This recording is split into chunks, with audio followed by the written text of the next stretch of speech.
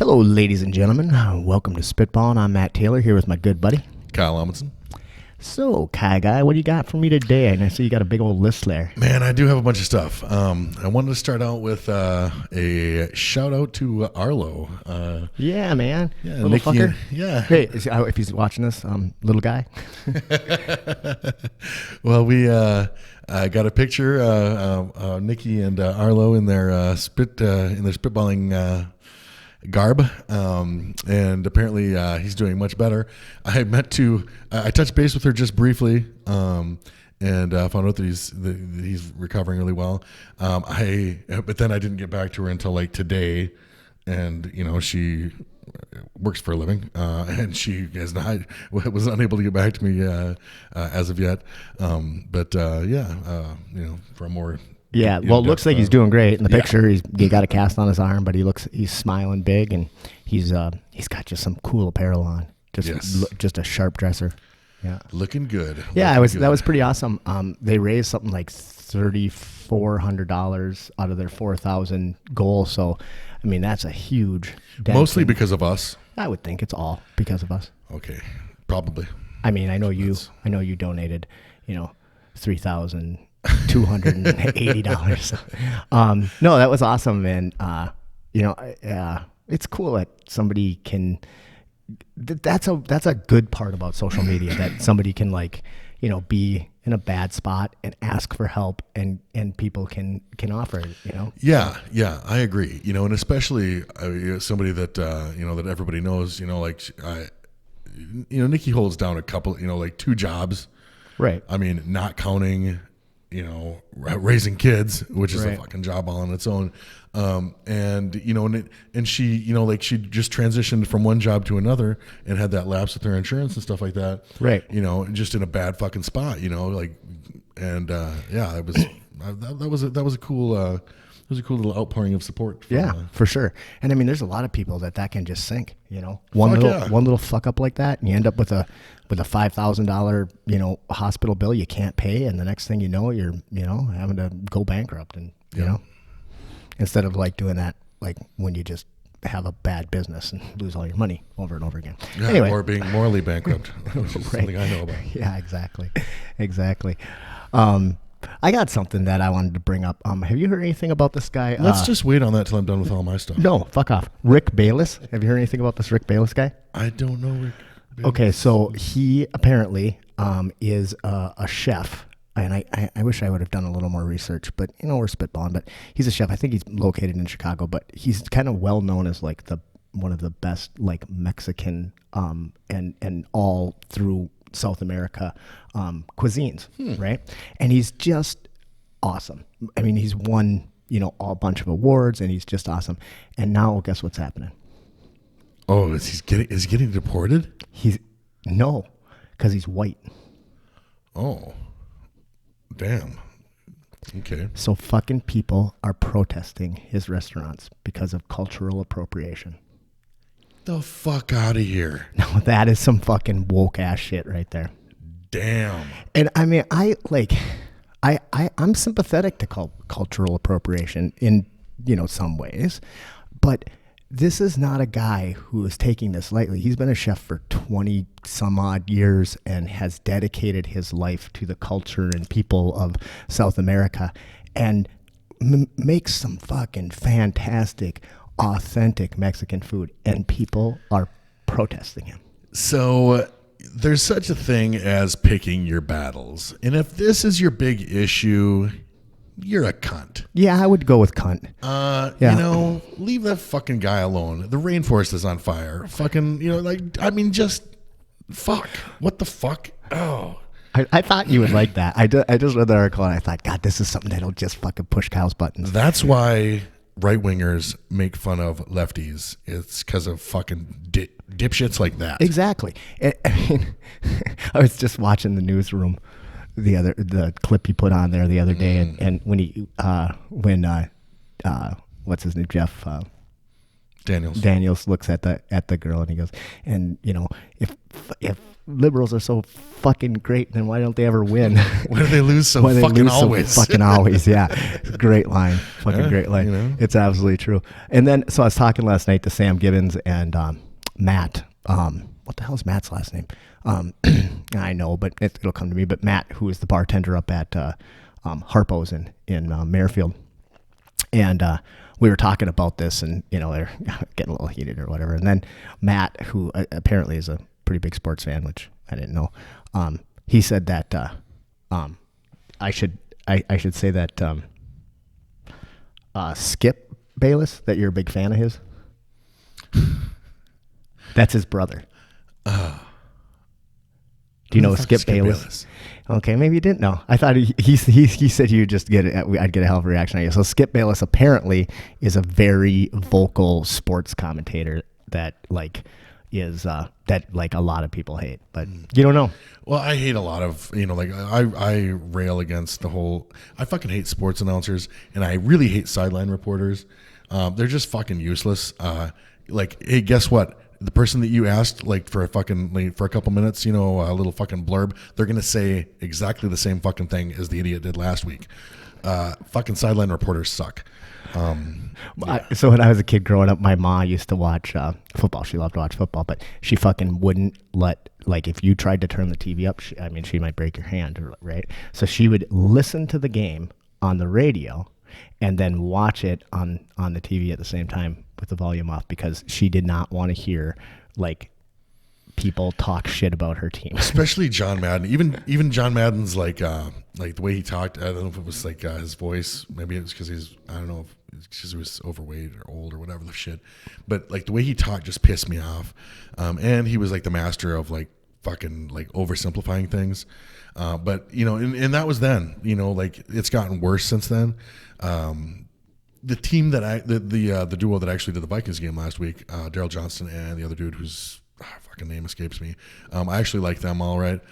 But one of the worst things overall a person can do, one of the worst things that's happened in the NFL, not every jock, not every ex-jock is a good choice for an announcer. Oh, for sure. A lot of these guys are fucking infuriating to listen to. They're fucking jerk-offs. I hate listening to Michael Irvin, formerly of the Dallas Cowboys. I fucking can't stand listening to that guy. There's a lot of them that I can't stand listening to. But then again, I'm a fucking hateful person. So, but speaking of sports, there is one thing I wanted to mention. So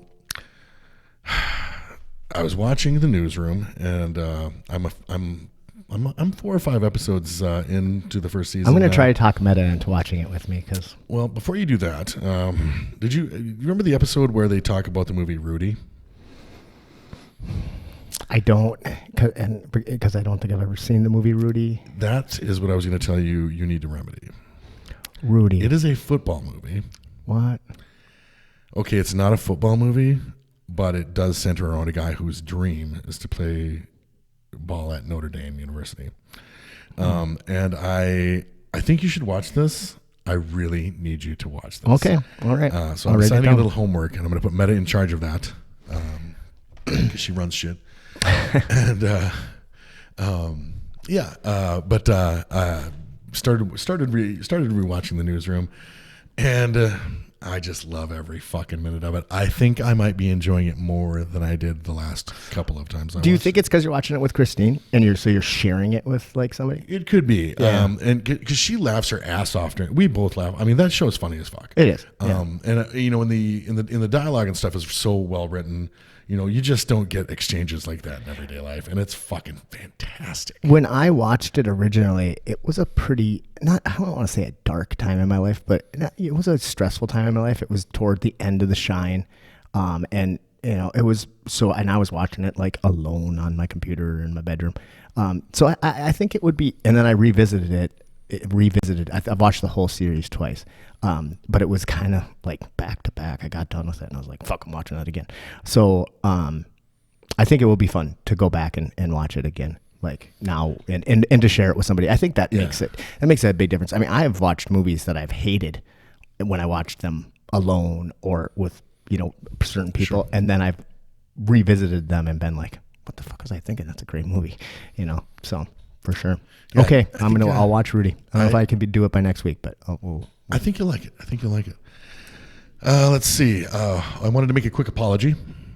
You mean an Apple? It's an Apple G. An Apple G? I was watching the last episode, and once again I became aware that and by we I mean me, I am really terrible at just mentioning people and leaving it.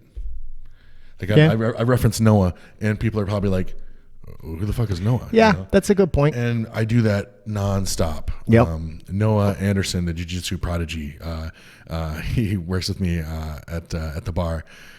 His name tag says Danger. I named him Danger because he's not a big man. No, he's a slight, but he slight is. And I like that sometimes bullies find Noah, and I like to think that Noah has gone a long ways towards teaching bullies to not try to be bullies. I'll leave it at that. Noah is a pretty remarkable jiu-jitsu kid. Yep.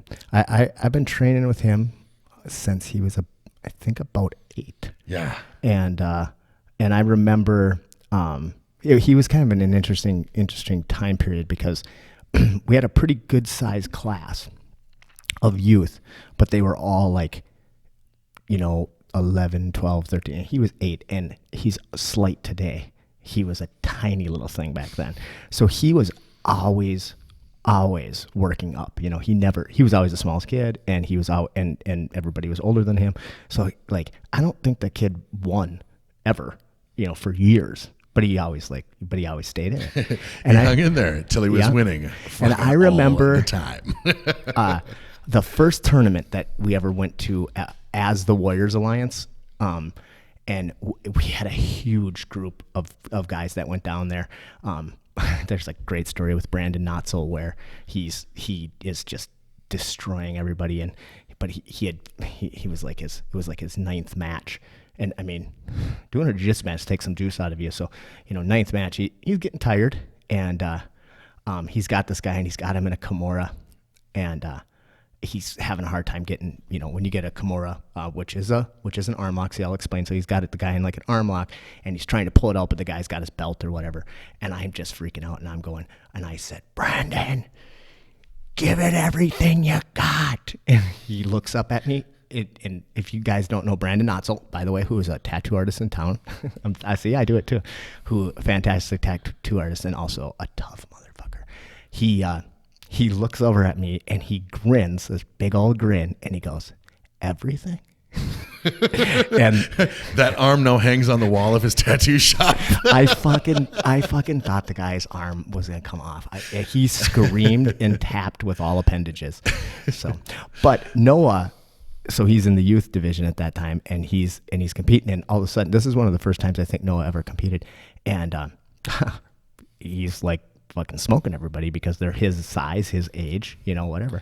He's used to rolling against bigger, big tough guys. Yeah, but he ends up the last match before the final. He ends up getting stuck in a bad position, and it wasn't legal. I almost got removed, but.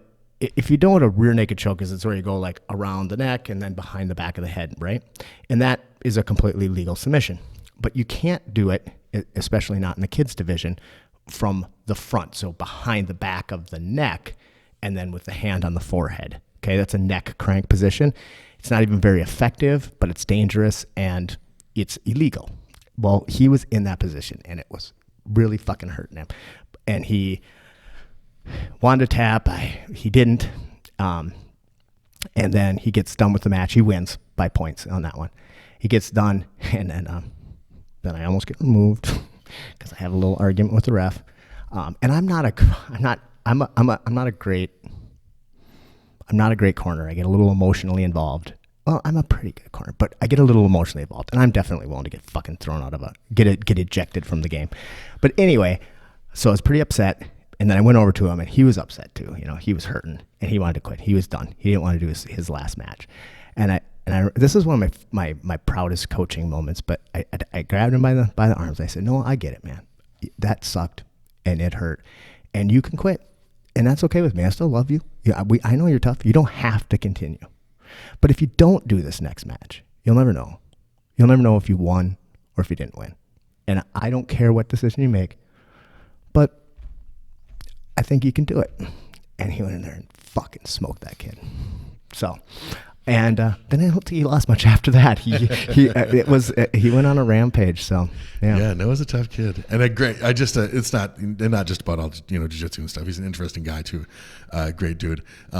Great family. Love his mom and his sister. I would love to get his sister on the show. Yeah, Auntie said she wanted to come on the show. It'd be fun too. We will do that. She's very interesting and very. Shit, funny. I'd love to have Tina on the show. I've always said if I ever needed a corner, I would fucking pick Tina. If I pick Tina Anderson, she never has even stepped on the mat. But my God, is she fucking an expert at jiu-jitsu? She'd be a great color commentator too. Like she can tell you, exactly what they're fucking up, and she'll say it just like that. So she's fun. She's fun. But yeah, I'm going to try to do a better job of explaining myself, and providing a little, background. Yeah. Well, and you got to stick with us. You got to go from, stick with us, because eventually you'll get to know these people. They'll be on the show. Shit, no, it'd be a fun one to get on the show. We'd more than likely end up rolling though. But yeah, and that won't go that well for me. So. Yeah. We'll try to provide context and stuff, but yeah, you got to keep watching. Maybe catch up on some stuff that you missed. I'm sure we've mentioned Noah before. Oh, I would positive. In fact, I know without any context whatsoever. Indeed, context is not what we do. Okay, so we've got Rudy out of the way. Got that out of the way. I just want to touch on this briefly. Have you seen any previews for the new series on Apple TV with Jason Momoa? No, I don't have Apple TV, and neither do I, and I won't get it. And this show looks stupid. I mean, actually, it looks really cool, but the premise is it's like another dystopian future, except humanity. What's left of humanity has all lost the ability to see, and that is the name of the series, See. So basically, they all survive by sense of smell and hearing. Or maybe they taste their way around. Sight is important in a survival setting. I think the accuracy would go down with your shooting a little bit. Yeah, you might have to. Whatever you eat, whatever you decide to cram in your fucking cram hole without sight might be, that might change shit up a little. But in the movie, he fathers a set of twins that are born with sight. And then that sets off a bunch of problems with another tribe, blah, blah, blah, whatever. I mean, it looks really cool, visually and set and all that stuff. That might be the dumbest. Premise sounds fucking really dumb. That might be the dumbest premise I've ever seen. Yeah, and I'm not going to get Apple TV, so I don't know when I'm going to be able to watch it. But I am curious, just because I think it's so fucking dumb. But I mean, that happens with him a lot. He's in some pretty fucking dumb shows. I don't even know who that is. I don't think. Yeah, you do. He played Conan. I didn't watch that fucking piece of shit. Are you kidding me? You didn't watch that piece of shit? Are you fucking kidding me? Or is your mind just telling you that you didn't watch it because you're trying to block that shit out? There was one Conan movie ever made, and it was probably the greatest film of all time. And I like it. I did watch Conan the Destroyer. I mean, I was 8. Give me a break. But I definitely blocked that from my mind. So. He was. Though I'm pretty sure I transposed Grace Jones into Beyond Thunderdome. So, but I'm not sure. Tina fucking Turner. But yeah, I'm curious about that. Not curious enough to spend the money on Apple TV. Still looking forward to Disney's streaming, because there's going to be a bunch of dope shit on there. But we'll talk more about that. The Mandalorian helmet. Yes. Now, one that we've talked about that we should get to quick. So, in the local news, it's I guess it's going national. Yeah. Well, it's because you can't be that fucking ignorant. Ah, man, I told myself I was going to be nice about this because I've met Sue Kern. She's the president of the school of the school board here in Brainerd. Now, I met her and she's a nice lady, so I don't want to be an asshole to this nice lady. Here's the quote. She's talking about science and the curriculum and stuff. Darwin's theory was done in the mid-1800s, and it's never been proven. So I'm wondering why we're still teaching it. Yeah. So about that. stupidity is still alive and well in the Brainerd Lakes area, and that's good. I read that article. My sister, Shelly, and I want to give a shout out to Shelly. She sent me a little otter, and it and she said river wolf, which I was like, fuck yeah, is a river wolf. Take that, meta. But she put that article up on Facebook, and I read it, and I was like, oh my God. Okay, first of all, I think that there's something that's important to clear up, and many people are confused about it. Is this where you tell people that live in metropolitan areas that we don't all sleep with our relatives? No, because most of us do. Yeah, we do. No, it's that people think that when something is a theory, right? This is the theory of evolution, that it is not proven. And that's not the way theories work in the scientific Yes, realm. in science, the designation theory does not mean that it is unproven. It means that it hasn't been disproven. So, for example, but it has been observed and recorded, right, and all of this. Right. So when you start out, you come up with a hypothesis, and then you prove that hypothesis. It becomes, through a process, a theory. And once it's a theory, then it's there for rigorous testing to be disproven. For example, relativity is a theory. The theory of relativity. Now, relativity is real because that we have fucking satellites and this is the way that it works, right? So evolution was a theory, was a hypothesis that became a theory and has since not been disproven. Therefore, it's not proven. It's not been disproven. It takes place all around you. We can watch, evolution taking place. We can also look at DNA. I mean, if you believe in biology, then you believe in evolution. Evolution is a cornerstone. Well, actually, that was a great. What was it? Craig the poor science teacher, who did a very nice job. Yes, was very diplomatic in his response, but basically corrected her. He did a great job with that. And he called it a cornerstone of biology, and that's what it is. If you like DNA, the reason that we know. I mean, if you don't believe in DNA, okay, cool. You don't believe in biology, all right, cool. But don't come on.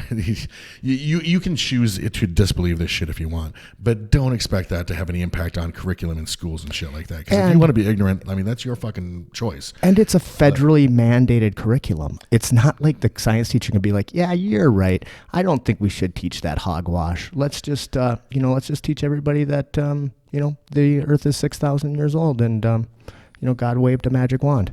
Let's just go with that. And this doesn't necessarily, and I'm not, as far as faith goes, there's parable, and I think that's kind of a must, unless I'm mistaken, in order to, in order to worship in any religion, right? You would think that being able to tell the difference between the literal, and what is simply parable would be hugely important. Otherwise, you're going to believe weird, nonsensical shit. That's all there is. I mean, you can't have it. You can't have it both. You can have it both ways. I know a lot of Christian science people that are, like, and not Christian Science, like, come see our theme park with Jesus on the dinosaur and shit. A lot of Christians that don't disbelieve literally science, that believe understand the Bible with the things that that don't make sense scientifically, right? That they're able to like incorporate that into a part of their like, religious belief. And well, first of all, what was the guy's name? Craig Resnick. Craig, great fucking job. I'm sure you're a big fan of the show. Resnick. Yeah, I'm gonna tag him in it if I can. Great job, man. If I would have been in your shoes. Well, first of all, I'm not smart enough. But secondly, I'd have been like, "What you say? Oh, you're batshit crazy. Oh, yeah, you're gonna need to go fuck off. I got nothing to say to you. I mean, this is just ridiculous." One other thing I was gonna say about theories, especially the theory of relativity or the theory of evolution, is that they evolve. Like it has evolved from the time. Through evolution, nonetheless, it has evolved, over time. At first, Darwin, but didn't understand or didn't like recognize that there were, what the hell is it called when you have a large, fucking mutation, spontaneous mutations in that causing like great leaps, and that explains some of the things that have happened. But yeah, bitch, it's real. You gotta go. So if anybody votes, I don't know if you do or not, but next time there's a school board election, let's not pick an idiot, huh? It's a tough one. Like I said, nice lady, but man, it's education. It's important. We should take it seriously. That means we should probably pay attention in school ourselves if we're going to, be that person. All right. That's that. I do have that one last thing that I wanted to mention. And it's from the news. It's from the state news. So they made 20 arrests and charged 18 kids, in the metro with attacking people and robbing them. This kind of shit's been going on since time immemorial, it used to be called Viking. Yes. Only these guys don't land in boats and they don't carry swords and shit. They're doing it all wrong. In the conversation, like I saw today, there's if they would have had guns, like everybody, like the answer is for everybody to be packing, and then these things wouldn't happen to them. They wouldn't be a victim. And that I think that's a dumb answer. Not that I disagree with them on the the conceal and carry end, because I think that. That is one of the things that would be, it would be really good for those kids if they tried that bullshit when when a couple of bystanders or something were carrying, right? Change the complexion of it, because fuck those guys. All right, those kids, whatever. You play stupid games, win stupid prizes. I just the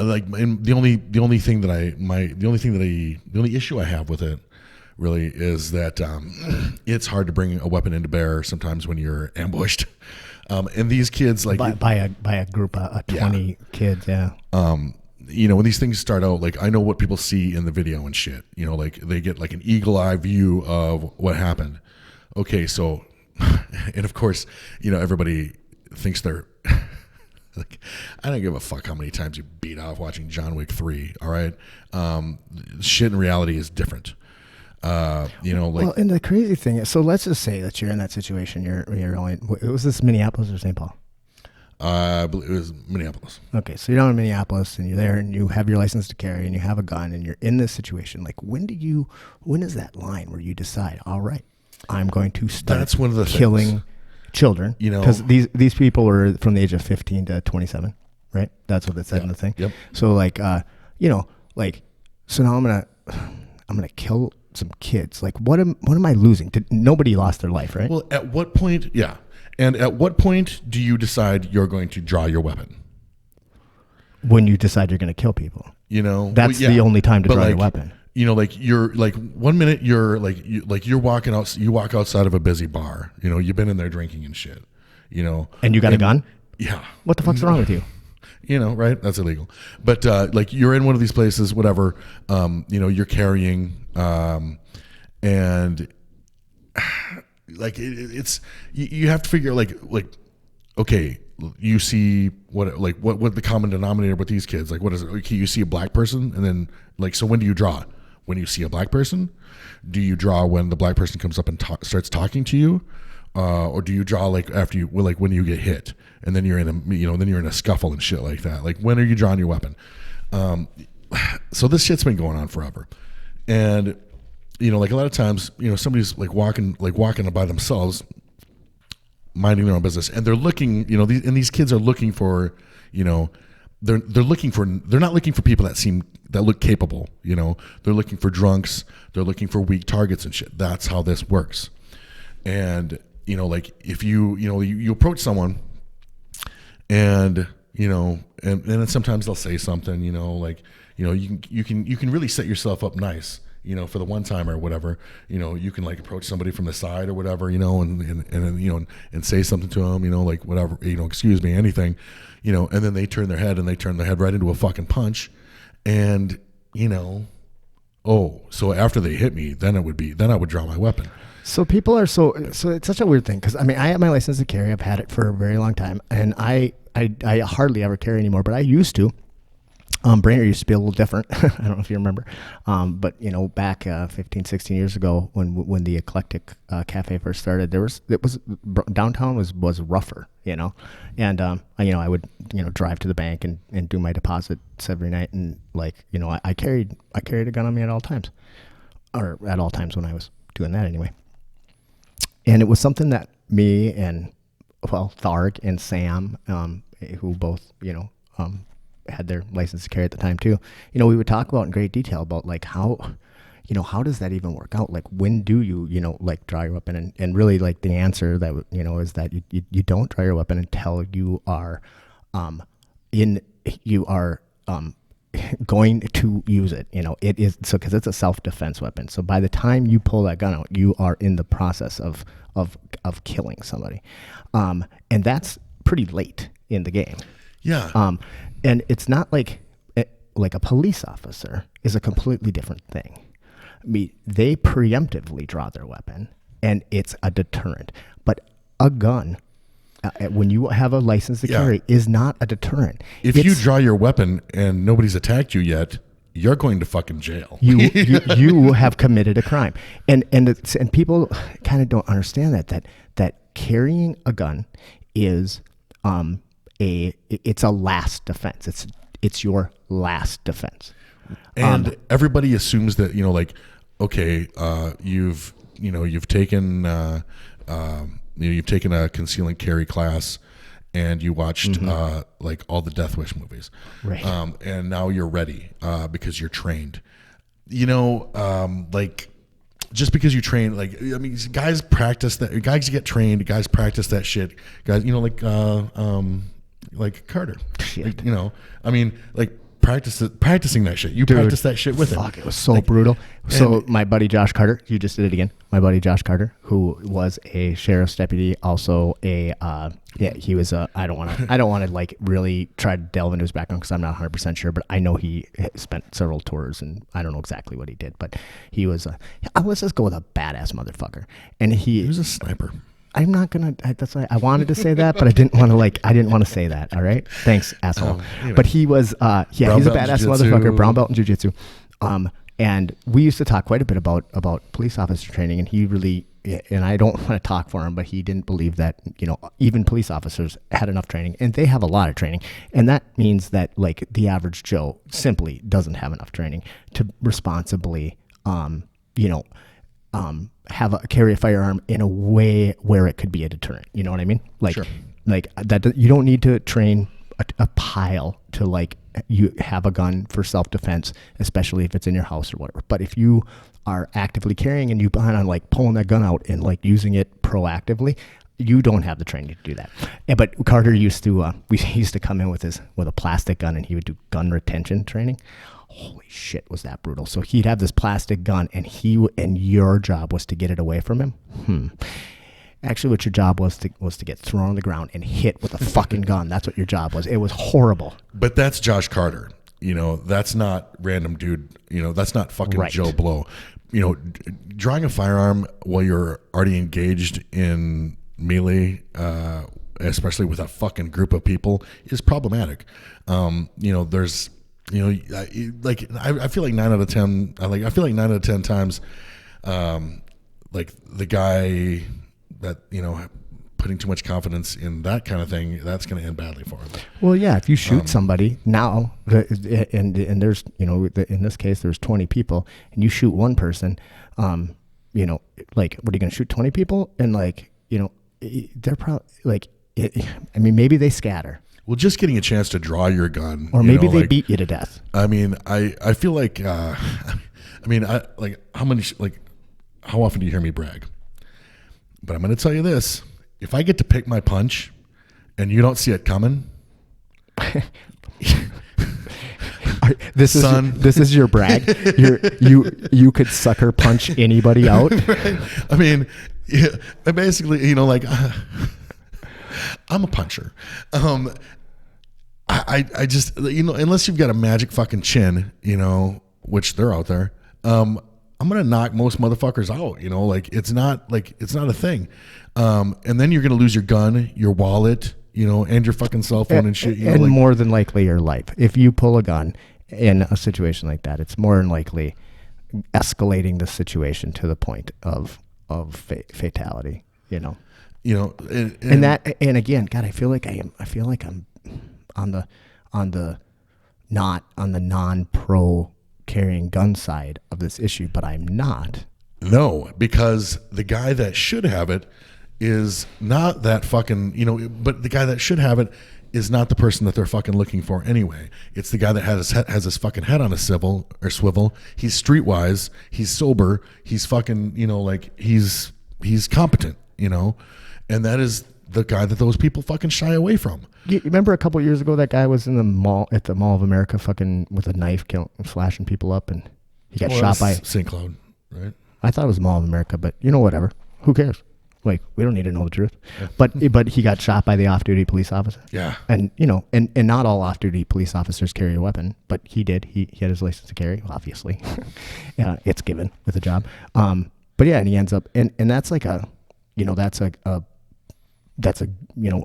fucking glad that guy was there. Yeah. And I'm like, and we're not on the fuck, and we're not like, this is not a fucking anti-gun rant, like I said, the guys that we're talking about, the competent guys with the fucking, with the, that are going into this, right?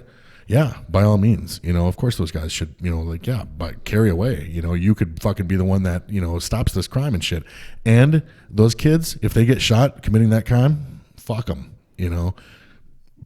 sorry. Yeah. But fuck them. I mean, because they have no regard for fucking human life. People can get hit, people get hurt all the time. People get fucking killed or paralyzed or any shit like that, by getting fucking like lit up in the street. It's not fucking, this is not an anti-gun rant. This is it's not as easy as you think it is rant. And the answer might not be like, I can go anywhere, do whatever I want because I got this gun, that's not the fucking case. It's a really weird thing too. Like when you carry a gun.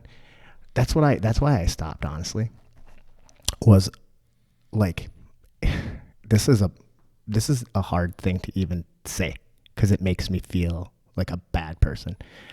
But when I would carry a gun all the time, the thought would occur to me, I could just fucking kill you. Right? And it's not even like it was a conscious thought exactly, but it was like, yeah, I have the end of this argument in my pocket. I can end the conversation. And that's, I don't want that responsibility. I don't want that power. I don't want that feeling. Yeah. So not to say that I never carry. I do. Every so often, if I'm like I don't know, if I'm going to go on a hike in the woods, I'll carry my gun. If I'm going to go into a dangerous area, I don't even want to mention where, Cass Lake, I may carry a gun. But other than those very rare situations, or most commonly, if I'm going to go shoot, then I'll carry my gun. Like that's one nice thing about having my license to carry is I don't have to go through the whole process of whatever. I can just, put my gun in its holster, put it on my hip and grab the ammo and go shoot with my kids, and it's a blast. But yeah. Yeah, I guess I'm just anti false sense of security, like that I think it does definitely provide a false sense of security too. Yeah. And and I don't think that people recognize how tough it is to bring a firearm to bear in the middle of a fist fight, especially if you're getting jumped by a bunch of fucking people, Right. I mean, it's problematic. And I know guys, there's a lot of dudes out there that are very comfortable and have seen a lot of violence and shit, and they're, they can think their way through a lot of shit. But a lot of people shut down in those situations, or worse than shut down, just do something fucking ridiculous and crazy. So I mean, I just don't think it's the answer for everyone.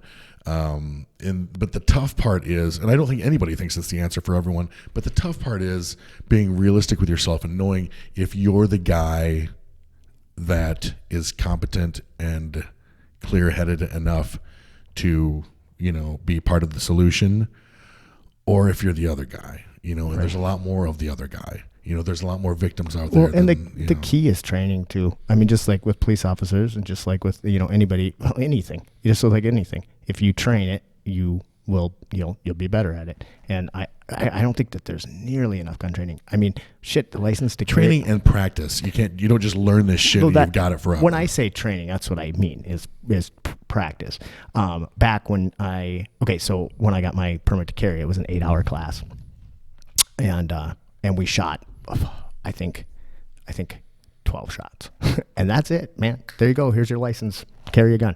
That's not enough, So we used to go out. It was Sam and Eric and I. Typically, we'd go out and set up like a kind of like a course and do some actual tactical training with it. Cover and move and stuff like that. A lot of times without even firing, and then many times with firing. And yeah, so I think that stuff's really important. You mentioned to me that one of our buddies kind of got a little blurb in the city pages. Fuck yeah. So our good friend Gavin Rydell, who is actually going to be our guest next week, and I'm super amped to have him on. It's going to be a good show. You're not going to want to miss this. You don't want to miss any of them. It might be 17.5 hours because Gavin is a super interesting guy who we've known for a really long time, and we have a lot of fucking awesome shared experiences. So it should be really fun, but also he's into some really new shit. And it's probably 7-8 years ago, Gavin got into the vape world, and he started a company, and actually he's done really, really well with it. But what did they say about him in the city pages? Oh, well, there was another, it was unrelated thing. It was actually about this, like the same bunch of kids that got arrested and shit. There was an article in the city pages about it this weekend, and there was a couple of videos, and one of the videos that they posted was a video that had been supplied to them by Gavin, and I had no idea. I was just reading the fucking article, and all of a sudden I'm like, my friend Gavin, that's awesome. And and he's like, well, thank you, City Council and Mr. Mayor and stuff for focusing on the whole e-cig thing. Meanwhile, this kind of shit's going on, and it was fucking great, man. And we're gonna revisit this because I want him to speak on this. We're gonna revisit the whole wolf pack thing, the whole mob. But yeah, once again, this is, we can't be too aghast. I mean, this is something that happens in every fucking city all over every major city all over the fucking, all over the world pretty much. You got packs of fucking kids preying on people and shit, Like I said, that fucking, set them up for that fucking one-timer, and then all your buddies are going through their pockets and shit like that. That shit's so that shit's been going on since we've had pockets. Yeah, true. But I mean, that doesn't I wonder mean, who invented pockets. Man, whoever invented pockets, good job, man. They are really handy. man, especially if you're our age and you wear like cargo pants and stuff all the time. You can't get enough fucking pockets. Awesome. So today we are going to have on our friend Marc Hummel, the Lumberjack. And I'm really excited about it. Mark's an interesting kid. He's got a lot of stuff going on. Yeah, I've known him in the jits realm and fighting realm forever. Have trained with him long time. And you kind of like got to know him in the football arena, right? Yeah, football, and then then we covered a bunch of his fights and stuff like that. And well, actually, I knew his folks. Really? A long time ago, yeah. So I've just been a fan for a long time. His folks are great. His dad is jacked. Really? Yeah, shit, yeah, big dude. Yeah. So Mark, yeah, I want to talk to him about some MMA stuff too. Yeah. Because he's got a bunch of shit going on. He's Yeah. always got busy. Yeah, it'll be Great fun. kid. He's got a new. He's a man now. Like I know. I think of him as a kid too. Yeah. I mean, Jesus Christ, we're fucking old. I mean, literally, he could be either one of our sons. So I don't know exactly how old he is, but that wouldn't be that much. Actually, I much of a think stretch. he must be pushing 30 now, right? Yeah, I could have a 30-year-old kid. Yeah, I mean, not even hard. yeah, it's possible. Yeah. Okay. So, anything else you have on your list you want to talk about before? No. Let's get ready for Mark. Get the Pummel Hummel. I got to ask him about that because he has two nicknames that are pretty common. Mark the Lumberjack Hummel and Mark the Pummel Hummel, and I'm not sure which one he likes. Sometimes you just can't decide. Yeah. Or he might just hate one. I actually think he hates Pummel, but I don't know for sure. So we'll have to ask him that. Today he'll just be the Pummeljack. The Pummeljack. Hey, fuck! Why not just mix the shit? I'm good at That's nicknames. awesome. If any of you need a nickname, hit me up. I will help you. I will give you a nickname. That's a challenge. All right, sounds good. Okay, we'll be back in a minute.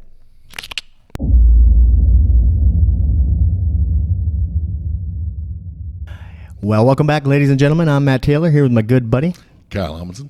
and today we have Marc Hummel in the house. How you doing, Mark? I'm doing great. Good, man. God, it's nice to have you.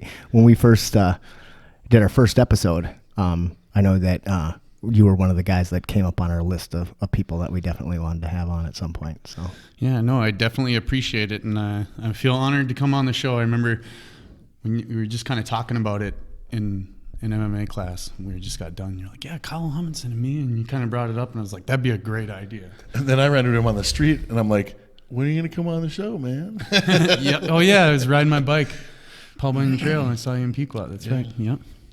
yeah, so we were talking about a little bit beforehand, but like it's kind of interesting because typically either I know a guest or Kyle knows a guest, or we kind of both know them, but usually it's from the same arena. But Kyle and I both have known you for a long time, but from really separate arenas. Yeah, totally different, but it Yeah. was really cool. I didn't really know that you guys knew each other until you had mentioned it, and I was like, oh, right on. Oh, you That's didn't a great know that? connection. Well, I guess I never put the connection together. It's a large network in the local area, but then at the same time, it's a small world. So it's like, Right. I mean, it's Brainerd. Everybody knows everybody. Yeah. But yeah. So how did you guys meet? Was it football? It was. Yeah, because I mean, I knew your folks from the gym Yep. back in the day. Yeah, I think I was too much of a little squirt to kind of comprehend it back then, but Yeah, you would have been just small back then. I met him through the Lumberjacks. yep. And like all-purpose athlete, like quarterback, safety, wide receiver, running back. Whatever they needed, Yeah. utility guy. You throw 'em, I'll do it. No, I remember you telling me stories about working out at the gym with my parents and kind of getting to know them. That was cool, making that connection too. But like I said, kind of a little squirt. I was just in the racquetball and messing around at the gym back then. But when I joined Lumberjacks semi-pro football, Kyle was coaching. Shit, that had to be That's when it back at started. that had to be at the Ultimate then. Is that where it was? Oh, let's see. Back then it racquetball? was before the Ultimate. It was man, what the hell? What was Premier Fitness? Way. That was back in like 48. That one. Yes. Yeah. I remember looking at that building. Oh God, it had to was be a cool building, Had to but be it was so 15 years run ago. When that was a place where we looked at bringing the Warriors Alliance, and we went and looked at it, and it was like, oh, even if they gave us this building, We Yeah, couldn't do you'd still anything lose with money on it. Yeah, I mean, the plumbing's all busted, and it's a bummer though because it's a cool building. Yeah, and a great spot. Yeah. So you've known Mark a long time, and Well, I think his folks and stuff, and then and then football, and then and then doing the fights and stuff with you. Like we got to do we got to see him fight probably 3-4 times now. Yeah. Which that's it. No, it had to be more than that. Well, maybe, yeah. Yeah. Because that's, I think, how I first met you, Although, in the fight. And I wanted to tell you, I've been meaning to tell you, man, the last time I got to see you fight,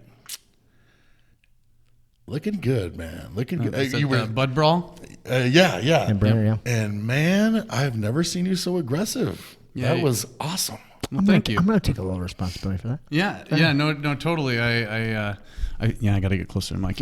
No, I feel like my whole career, amateur career, and even through the beginning phase of that pro career, it was kind of off and on, a wavy thing, never commitment. And finally, for this last one, it was all in, put into camp, trained like a professional finally for once, and actually got to showcase what I can do, I guess. Man, yeah, you looked good, and I mean, really complete. Appreciate that. Thank you. Yeah, you followed the game plan perfectly. I remember we worked a little bit beforehand. We worked quite a bit beforehand, but about like, using that aggression, and just, when you got there and you were in guard even, and you just started laying some bombs in and kicked the shit out of that guy. Yeah, it kind of got like a primordial feeling there at the end when I don't know what those hammer fists were, but it was just kind of like I felt like I could feel it ending for him, and he wasn't really guarding himself, and I could feel the ref coming in. It was just one of those moments that it was a really good feeling to feel everything come together and work out. And it's been a little bit since that fight. I haven't been training as consistent as I was for that fight lately, just because it's summer and all the property care and event planning. Well, you've always got a lot going on, and that's one of the reasons that we were like, man, like, what are we going to talk about? What aren't we going to talk about? Like, right. You're a busy man. I liked that you got to finish that fight on the ground. Like you have some really good looking striking, and on your feet, you're comfortable and whatever, and you've been training jiu-jitsu a long time. But it seems like that's, especially if you're not on top, that's where the fights can go south. Yep. And this time you were able to just put your dominance on that guy. No, I appreciate it. It was a great night, great feeling. Brock and the Huffs, they put on a great show, and they did. There at the curling center too. That was pretty cool. The last event we had was there. That. What's that? I like that venue. Yeah, I do too. I actually just talked to the person, lady that kind of runs I don't know if she runs it, but she was involved in the curling club, and I guess the 9th Street's going to sponsor. I don't know. I'm not going to talk for Rob, but apparently the 9th Street's going to sponsor the curling club this year, which I think is a really cool idea. Cool. That's very cool. And they just seem like a great group of people. But I was talking to her about how much I just loved that venue, because all summer you can use it for other things, and it's just great. Yeah. So you're doing a show there? Yeah. No. So last summer was our 2nd annual Cram Jam. Oh, gotcha. And that's the event. We have kind of a couple different events, but the Cram Jam is the really family-friendly, all genres of music. People just come together and have a good time together. We had that at the fairgrounds last year. Yep. And we brought in John Wayne the Pain, Heatbox, and some different local jam band, big names. And the curling club. I mean, we were in there because we were a little worried about weather on the outdoor stage. Sure. We would have been fine, but still, the curling club worked out great. And that's just, it's phenomenal in there. You can kind of set up a lot of different stuff. But no, we went to go book that venue for our 3rd annual Cram Jam, which is coming up here in a couple weeks. And Gary over there, he's kind of been my main connection over there. He's kind of been my mediator between me and the board that they have over there to do this stuff. The guy I first talked to, they were booked. They had a wedding for the weekend we're trying to do it. We were planning for this year, but he's the one who actually directed me to the venue we ended up with. So it all ended up kind of working out because I'd never heard of the venue he pointed me towards, and now we're excited to. Well, let's jump into that. So Cram Jam 2019. Yeah, a lot of people kind of wonder what it is. I joke around. I just kind of came up with Cram country, reggae, and all music. Oh, that's what it means. Well, yeah, I mean, not necessarily. There's kind of a secret hidden meaning behind it, but I'll let people come find that out on their own. But no, I mean, I just kind of say like that's another meaning for it is we like to, I mean, we have a classic rock cover band, we have reggae, we have EDM, we have hip hop, you have folk and bluegrass. I mean, and it's all kind of together in one weekend. And the whole point of it is total respect to the other events in the area, but really family friendly. We're not looking to bring a bunch of people out and have a big party. I mean, it is a party, it's a fun time, but it's not crazy fest. You know, right. Bring the whole family, all ages welcome, 12 and under free. That's the whole point. Just and community. where is this event going to take place? It's at the Paradise Shores Resort Bar and Grill. It's about 10 minutes south of town here with still a Brainerd address. Have you ever heard of it? No. Have you? I have not. See, and I mean, it's so pretty neat because it's so hidden. And like I said, I never heard of it either. And then Gary over at the fairgrounds, he, as I was saying, I trying to book the venue with them. He kind of directed me towards them and saying, you know, I think they would be up for it. And so 10 miles south of town, you're going. So you're just past like the Brainerd Welcome Center. Yeah, if you go out on 18. What is it? The Oak Lawn Tavern. Okay. Say Okay. that right? Okay. If you go past that, I believe, and you get to 23. Okay. Not 25. I believe it's 23, and you take a right and you head south. A couple miles down, there's a couple bodies of water, and right when you pass those bodies of water, you'll see the sign for Paradise Resort Bar and Grill, and you take a left, and it's right there on a river there, right there on the lake. They got some cabins set up on the water, but then there's kind of like a back road from the cabins in their little camping area. You walk across that road, there's a bar and a grill, and there's an indoor party shed, which is where we're having all of our activities and live music. It's nice. A huge shed, separate from the bar and grill.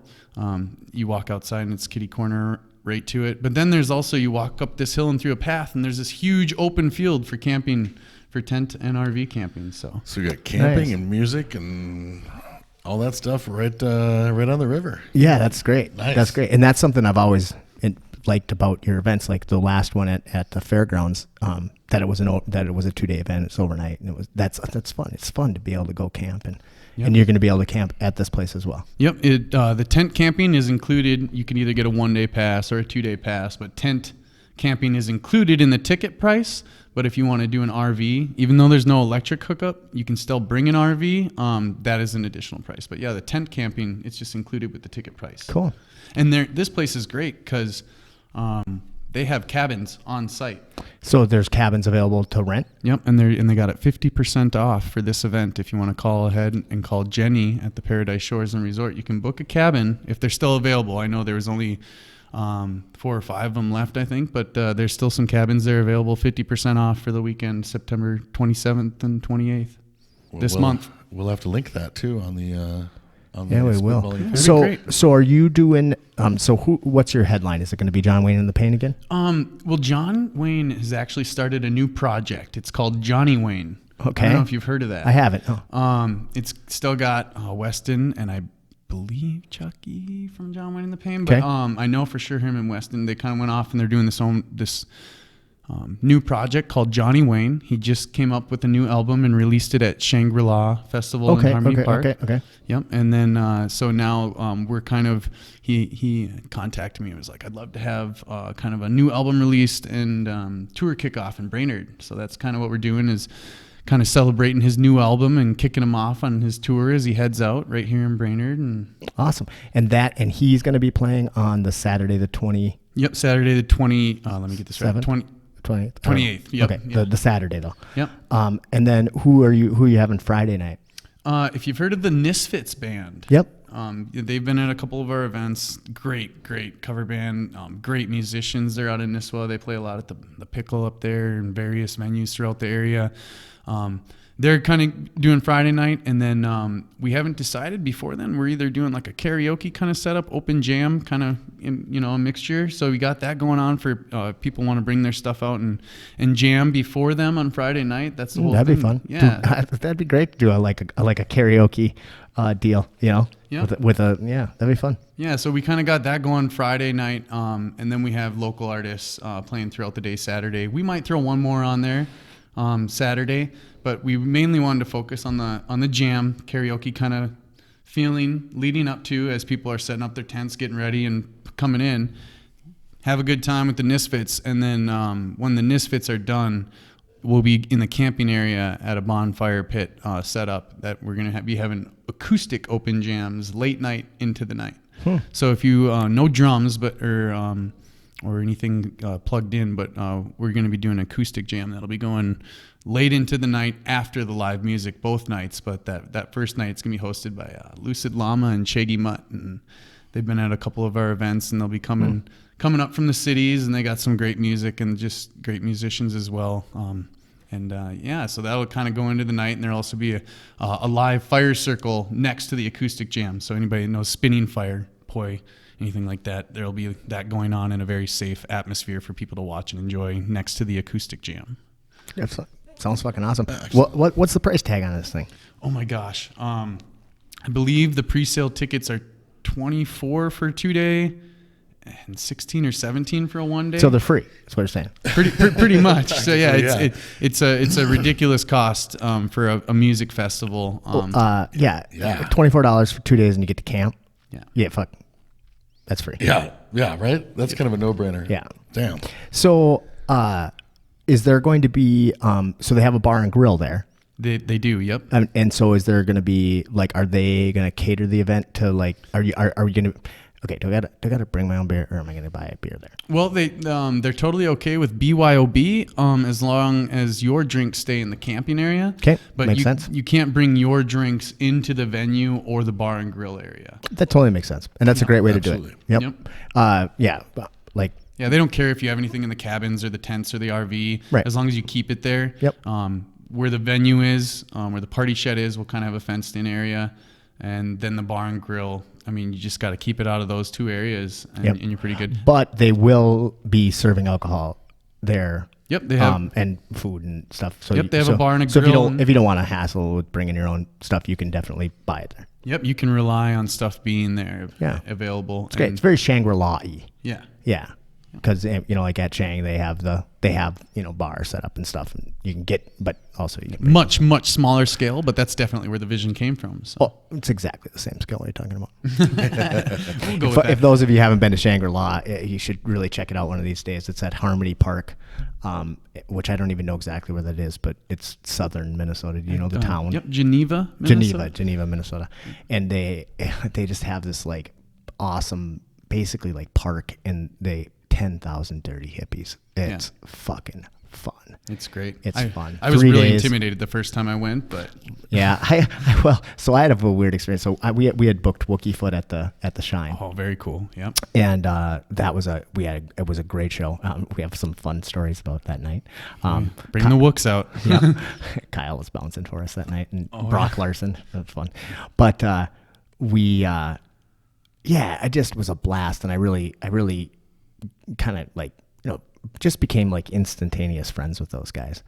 Grandma James invited me to come down as a guest to Shangri-La. And I was like, oh, man, that would be cool. And then we had another show booked, and so I was going to go down there and promote the show or whatever. Well, you never really know what you're doing when somebody invites you to be a guest. Like, you don't really know what that entails. Well, apparently it means a ticket. Doesn't mean. So I went prepared, but I was kind of expecting that I was, going to go like, hang out with those guys. But I saw them, but no, I was just in a sea of 10,000 dirty hippies. But I had a lot of fun, but it was intimidating because I didn't know. I mean, I knew probably 300 people there, but I wasn't with anybody, so that's kind of a weird unique experience going by yourself. I really liked it. I really did. I spent a lot of time following around the security guys because it was fucking hilarious. They would be driving along in their little golf cart, and they had like a thing to pick up some garbage and shit, and two guys, and they would just be like driving super slow down the road, and then there would be like this fucking 95-year-old hippie out there with a fucking bong this long, just going, and then he'd look over, and the smoke would come out, and he'd go, oh, and then he'd just like wander off, and they would just be like, but they didn't really mess with anybody. I mean, I don't want to get anybody in trouble, but it was like, it's a unique atmosphere. If I ever go back though, I got a plan. I'm gonna go to Costco, and I'm gonna buy a fucking pile of toilet paper. Yes. And then I'm going to go stand outside of the porta potties, and I'm going to become the most popular man in Shangri-La. You would be the most favorite man if you just stood there handing everybody a fresh. Yeah, here's a roll of toilet paper, man. Just enjoy yourself. There's nothing like going into a porta potty at a music festival. 10,000 people, man. It's like almost impossible. And like I would seriously sit there and watch people go from one porta potty to the next porta potty to the next porta potty to the next porta potty and be like, fuck. And I'm like, bring your own toilet paper, A, and B, like, what did you expect? Yeah, you never seen so many people so happy to see the honey wagon guys. Like when they come through and clean, there's this instant rush to they're clean, they're stocked up, they're good to go. And quite honestly, the bathrooms weren't horrible. No, but they just were empty of toilet paper. Like there was no toilet paper. So I figured I could just become super, super popular at Shangri-La. You'd be the TP man. I saw on Facebook that some guys brought mats. Yeah, you guys were rolling there. Oh my gosh, yeah. Really? Jesse Wanamaker, you know. Yeah, I know Jesse.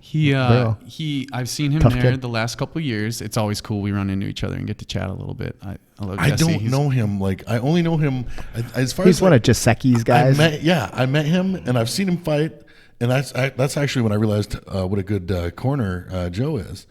It was one of his fights, and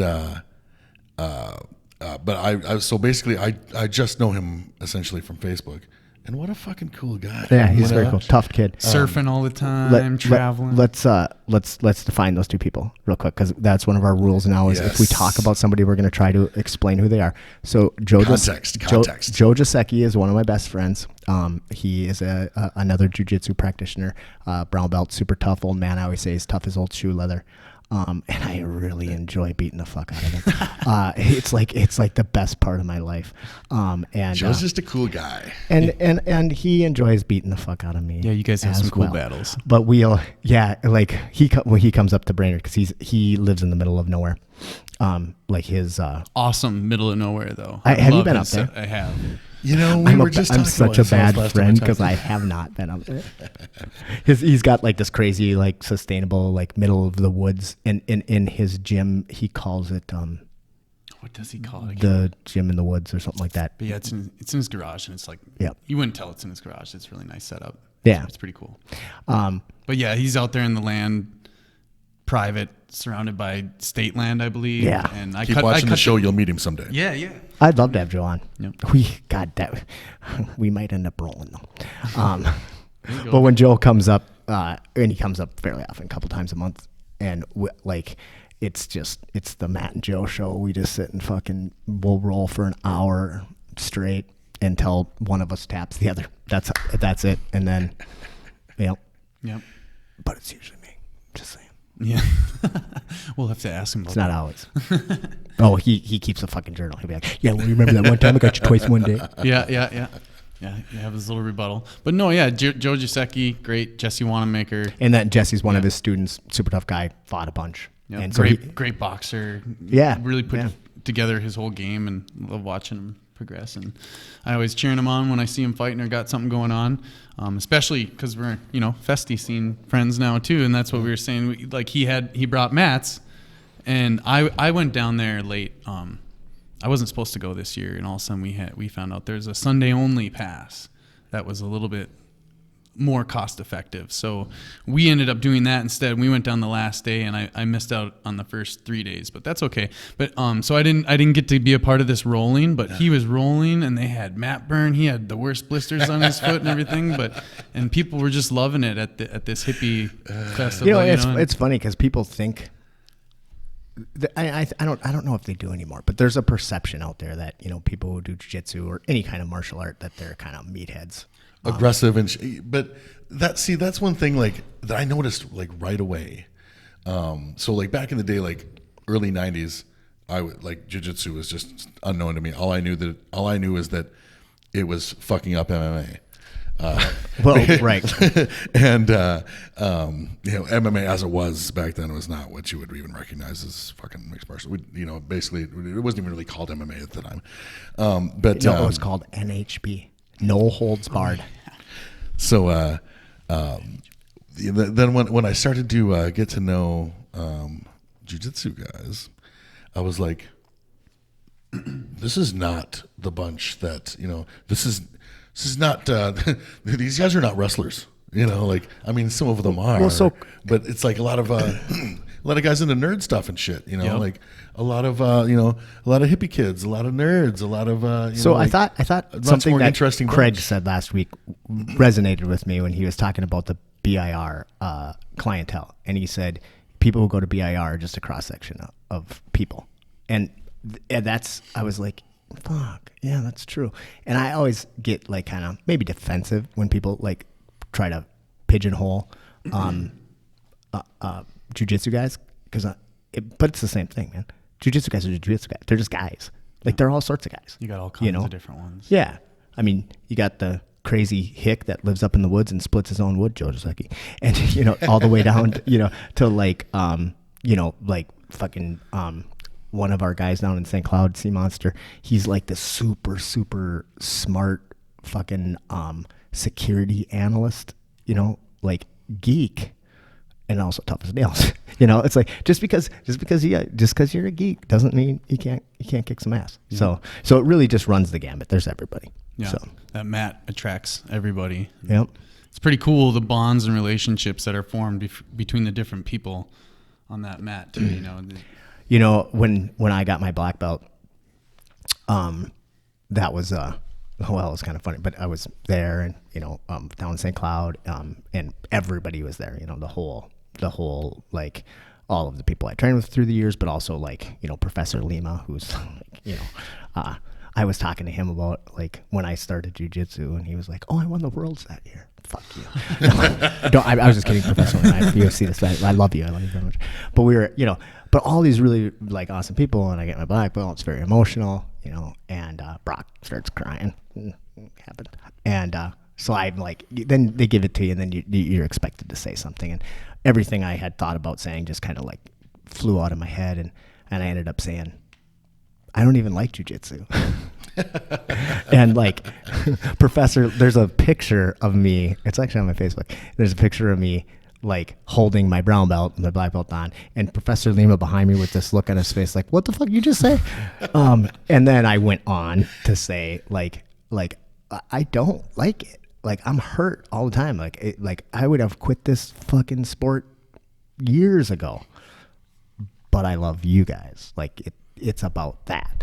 That's why I keep coming back, is because like I love these people that I train with, and if it wasn't for them, fucking sport's stupid. And but yeah, that I just I don't know if I something. redeemed myself. I still think Lima kind of was like, I think he'll get it. You know who took up jiu-jitsu recently? Who's that? You remember Mike Munster Tiger? Oh yeah. Yeah. So. Oh my gosh. Yeah. Right. Iron Mike Munster Tiger. Yeah. This guy, Mike, I've known for a long time. He's just a fucking excellent dude. Great family man. He's just Mike is. They don't make guys like Mike Munster Tiger anymore.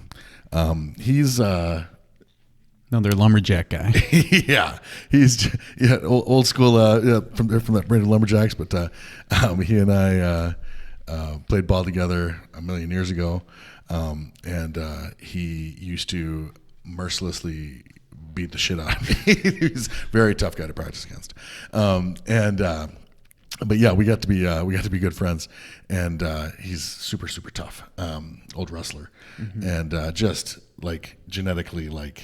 Yeah, just a freak. Don't want him on your bad side. Yeah, no. People, yeah. Guys like him don't grow on trees, but they do live in them. That's a good line, man. That's a good line. Yeah, Mike is a great guy, and he took up jiu-jitsu recently, and he is loving it. Yeah. He actually got a hold of me because he watches the show or listens. I don't know. Whatever. One of them. Same thing. I watch. Everybody else listens. I watch.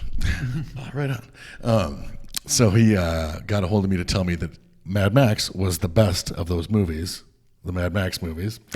And that's not arguable. Right. It's like, or I will beat you to death. I will tear your arms off. Yeah, and he just, we hadn't talked in a while. We usually watch he's my draft guy.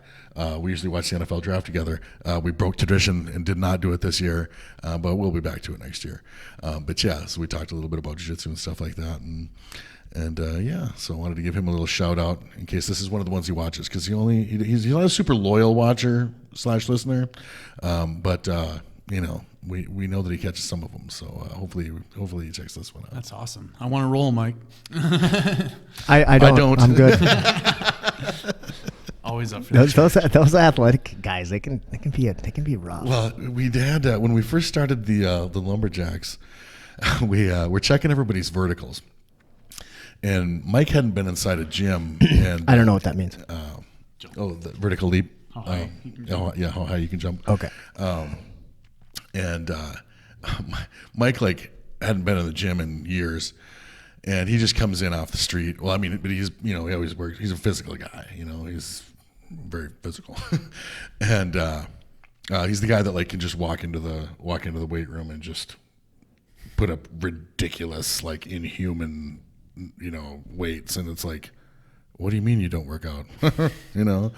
But we're checking everybody's verticals, and he came in with a little belly and stuff. He was a little bit out of shape, and we're and of all the people, all the verticals, I think his was the best at was it 34 or 36 inches or something like that, at 280 pounds, and just wow. I'm assuming that's really good. Yeah. He's just he's a fucking phenom. That's a phenomenal vertical. Dude, it was fucking insane. But yeah, so yeah, hi Mike. Road Warrior is the best. So we're gonna have some rolling here. Oh yeah. So speaking of the Lumberjacks, there's a lot of fucking people that came out of there. Yep. Yeah, including our good friend Tony Martin. Yep. Indeed. Yeah. He's when he was playing, he was a quarterback, and the only reason I played quarterback is because I believe it was he had something happen with his leg or something in one of the games, and I don't remember kind of how he ended up exiting the Lumberjacks, if it was because of an injury or what, but he was playing quarterback, and I believe he was a backup at the time too, to someone we had, and he went in there and he was doing great because he's a phenomenal athlete, but something happened, and then they just kind of threw me in there because he went out, and but I don't know where I was kind of going with that, but it was so fun playing with him. When we'd play safeties together, receivers would not want to come across the middle. Awesome. That's some of the most fun I've ever had in playing defensive football, is playing safeties with Tony and just destroying those receivers. Yeah. So for those of you who don't know, Tony Martin is a guy who trains with Brock and is now in the UFC and doing very well in the UFC. Just fought Damian Maia a couple of months ago and kind of lost. Yeah, kind of. He did so good though. Yeah, I actually don't think I've ever done the update on that, but I did have a pretty long talk with Brock about it, and Brock's he agreed with the decision, but also was it was not, it was it was a shitty fight, if Damian would have opened up to try to finish Tony, he felt like Tony instead of just laying on him, could have exploited that and won that fight. So yeah, bummer. But yeah, Tony's just a animal. Well, I mean, probably one of the most natural athletes that I've ever seen. Freak of nature. I'd love to have him on sometime. He kind of funny. I always talk about I don't have a wrestling background. And you don't either, right, Mark? No, I do not. And that's and if you roll with me, you'll realize that quickly. That's my big weakness. And the thing is we work on wrestling all the time, but you can't. You can't develop it if you didn't get it early. It's like learning how to speak Chinese. If you didn't learn it early, you're fucked. You might someday be able to get by in Beijing, but probably not. Is Beijing in China? Shelley? Yes. Yeah. Okay. Fact checker. I immediately, my mind went immediately to George St. Pierre. Okay. Unless you're George St. Pierre or Tony Martin. So that was my thing, is that unless you are Khabib, just wrestling bears one of those since fucking people who are just blessed with that pixie dust, because Tony Martin didn't wrestle at all, wrestled his senior year, lost his first match, and then didn't lose another one. Went to state. Forgot about that. Yeah. Did not fucking wrestle all the way until, just senior year, I'm just going to take up wrestling. Mm-hmm. Guys wrestle their whole fucking lives and don't go to state. Who does that? Nobody fucking does that. That doesn't happen. Like, it's not possible. Tony Martin did it. Except for Tony Martin. Yep. And then George St. Pierre, who I don't know, but I do enjoy. But he had a kind of a similar story. He didn't wrestle at all, not even in high school. And then, like, when he got into fighting, he just went and started wrestling with the Canadian Olympic team. Just a superb natural And they were wrestler like, would you like to be on the Canadian Olympic team? They were like, look, they just thought he was awesome. And I mean, George St. Pierre has I'm not very good with the stats thing, but he's somewhere like his takedown ratio is like off the charts in the UFC. Like he has more completed takedowns per shot than anyone else, or something like that. So just Joe Rogan, if you'd like to call in and let me know if I'm right on that, I'd really appreciate it. Or if GSP wants to be a guest, I mean. No, I don't like Canadians. No, I'm just kidding. Actually, I love GSP. I actually didn't, though. So let's talk a little bit about podcasting. I didn't at first either. What changed you? Because I didn't like that he was going against my favorite fighter they had at the time. No, closer. Sorry, closer. Matt Hughes. Yeah, that wasn't it for me. No? No. It was when it was when he was fighting BJ Penn and his corner like blatantly rubbed the Vaseline on him. And that's pretty famous scene. I remember that. And and plus, like, I kind of thought that he looked like he was a fucking Sarah freak and blah, blah, blah, and I don't know, whatever. But I fell in love with him when he was on Joe Rogan. Yeah. Yeah. I got there's something about, and we talk about it a lot. Some people think that our show's too long and whatever. Don't watch. But do watch. Just watch however much of it you want to watch. Right. Just watch right up until we piss you off. So like the first 5 minutes. And then, but when I get to sit there and put my headphones on and listen to a 3.5 hour conversation with a guy, by the end of the conversation, I either really like that guy or I can't fucking stand that guy. It's very rare that I am that I don't come to understand them. And I really enjoy GSP on Joe Rogan. Yeah, that is the nice thing about those bigger than just bite-size conversations. Yes. Because like I said, as I've said a fucking million times, I'm not a podcast guy. I don't watch podcasts, listen to podcasts and stuff. Now I have been lately, but sometimes I'll in the way that I select them, I'll be on YouTube and I'll be like, I'm just gonna, I'm looking for something to watch, whatever. And I'll find my go-to is Joe Rogan, of course. Mostly because it makes me feel good that he's got a successful podcast, but I'm way funnier than he is. Challenge. Which I like that about me. So I'll find one that's got someone that I think is going to be interesting. I'll be like, oh, sweet, love that guy. And then I'm watching it, and I'm like, fuck that guy. I don't like that guy. Wow, he's actually kind of a douchebag. Yeah. That's only happened once, and I'm not even going to mention the celebrity because he'll definitely be on the show sometime. Okay, no, he won't. But it's not part of our business model, which we did adopt. We stole that phrase from. I think we formally I think we'll just embrace it. Yeah.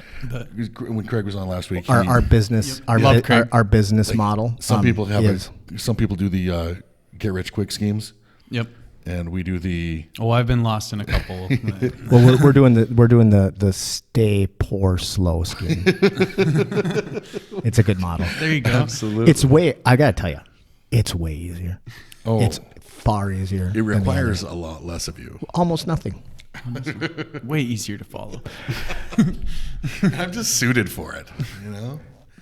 I can jump on that one. Okay, but I was going to say with the long podcast, though, I totally agree. Dan Aykroyd, I think that was before we started recording. Yeah, I think we were talking that's right. Yeah, I need to watch that one. Would have never known so much about him and that much of his history and the meaning behind the writing of Ghostbusters and all these things that happened in his childhood without this 3-hour-long conversation.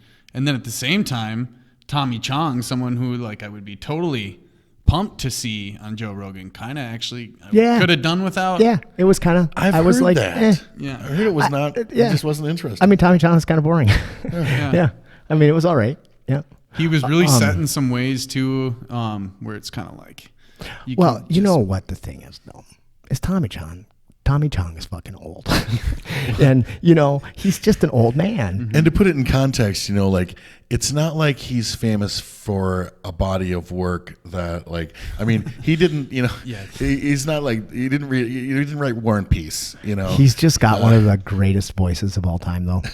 Hey man, So I listen to tons of podcasts, but I love audiobooks as well. I listen to just a pile of audiobooks. Tommy Chong does audiobooks. Just shut the fuck up. I have trouble with that, but I will So for you. When I first joined Audible, this was like 5-6 years ago. The reason I did was because I saw some ad for Nick Offerman hosting this series on Audible of adult bedtime stories, and I'm like, sign me up! I gotta fucking have this, right? And it came free with when I joined up, and it was just awesome. So it was like regular old bedtime stories, and like Nick Offerman would do like this little intro. And if you don't know, I'm a Nick Offerman like freak. And who's Nick Offerman? Oh, thank you. He was most famously on Parks and Rec with the big mustache. Oh yeah. Yeah. I don't even remember his character's name on it. A couple of books. Yes, and he's written several books, Paddle Your Own Canoe, and one other one, I can't remember the name of it, but my favorite one was called Good Clean Fun, and it was really just about his wood shop, and I loved it, and it like changed my life. That's the book that changed my life, was Good Clean Fun. It won't change anybody else's life, but you should definitely read it. Anyway, so he's hosting this thing, and he'd do this intro, and then another celebrity would come on and read a bedtime story that was like kind of rewritten or whatever, and the best one was The Tortoise and the Hare, narrated by Tommy Chong. Oh, I can see how that would be. And brilliant. I thought it's the funniest fucking thing I've ever seen. I don't know if I can post a link to it because I don't know, but I'm going to see if I can't figure it out. Because if I can, it should be out there on YouTube or something. But yeah, fucking hilarious. If not, just join Audible and search for adult bedtime stories. It's awesome. It's definitely worth getting. Tommy Chong, Tortoise and the Hare. So fucking funny.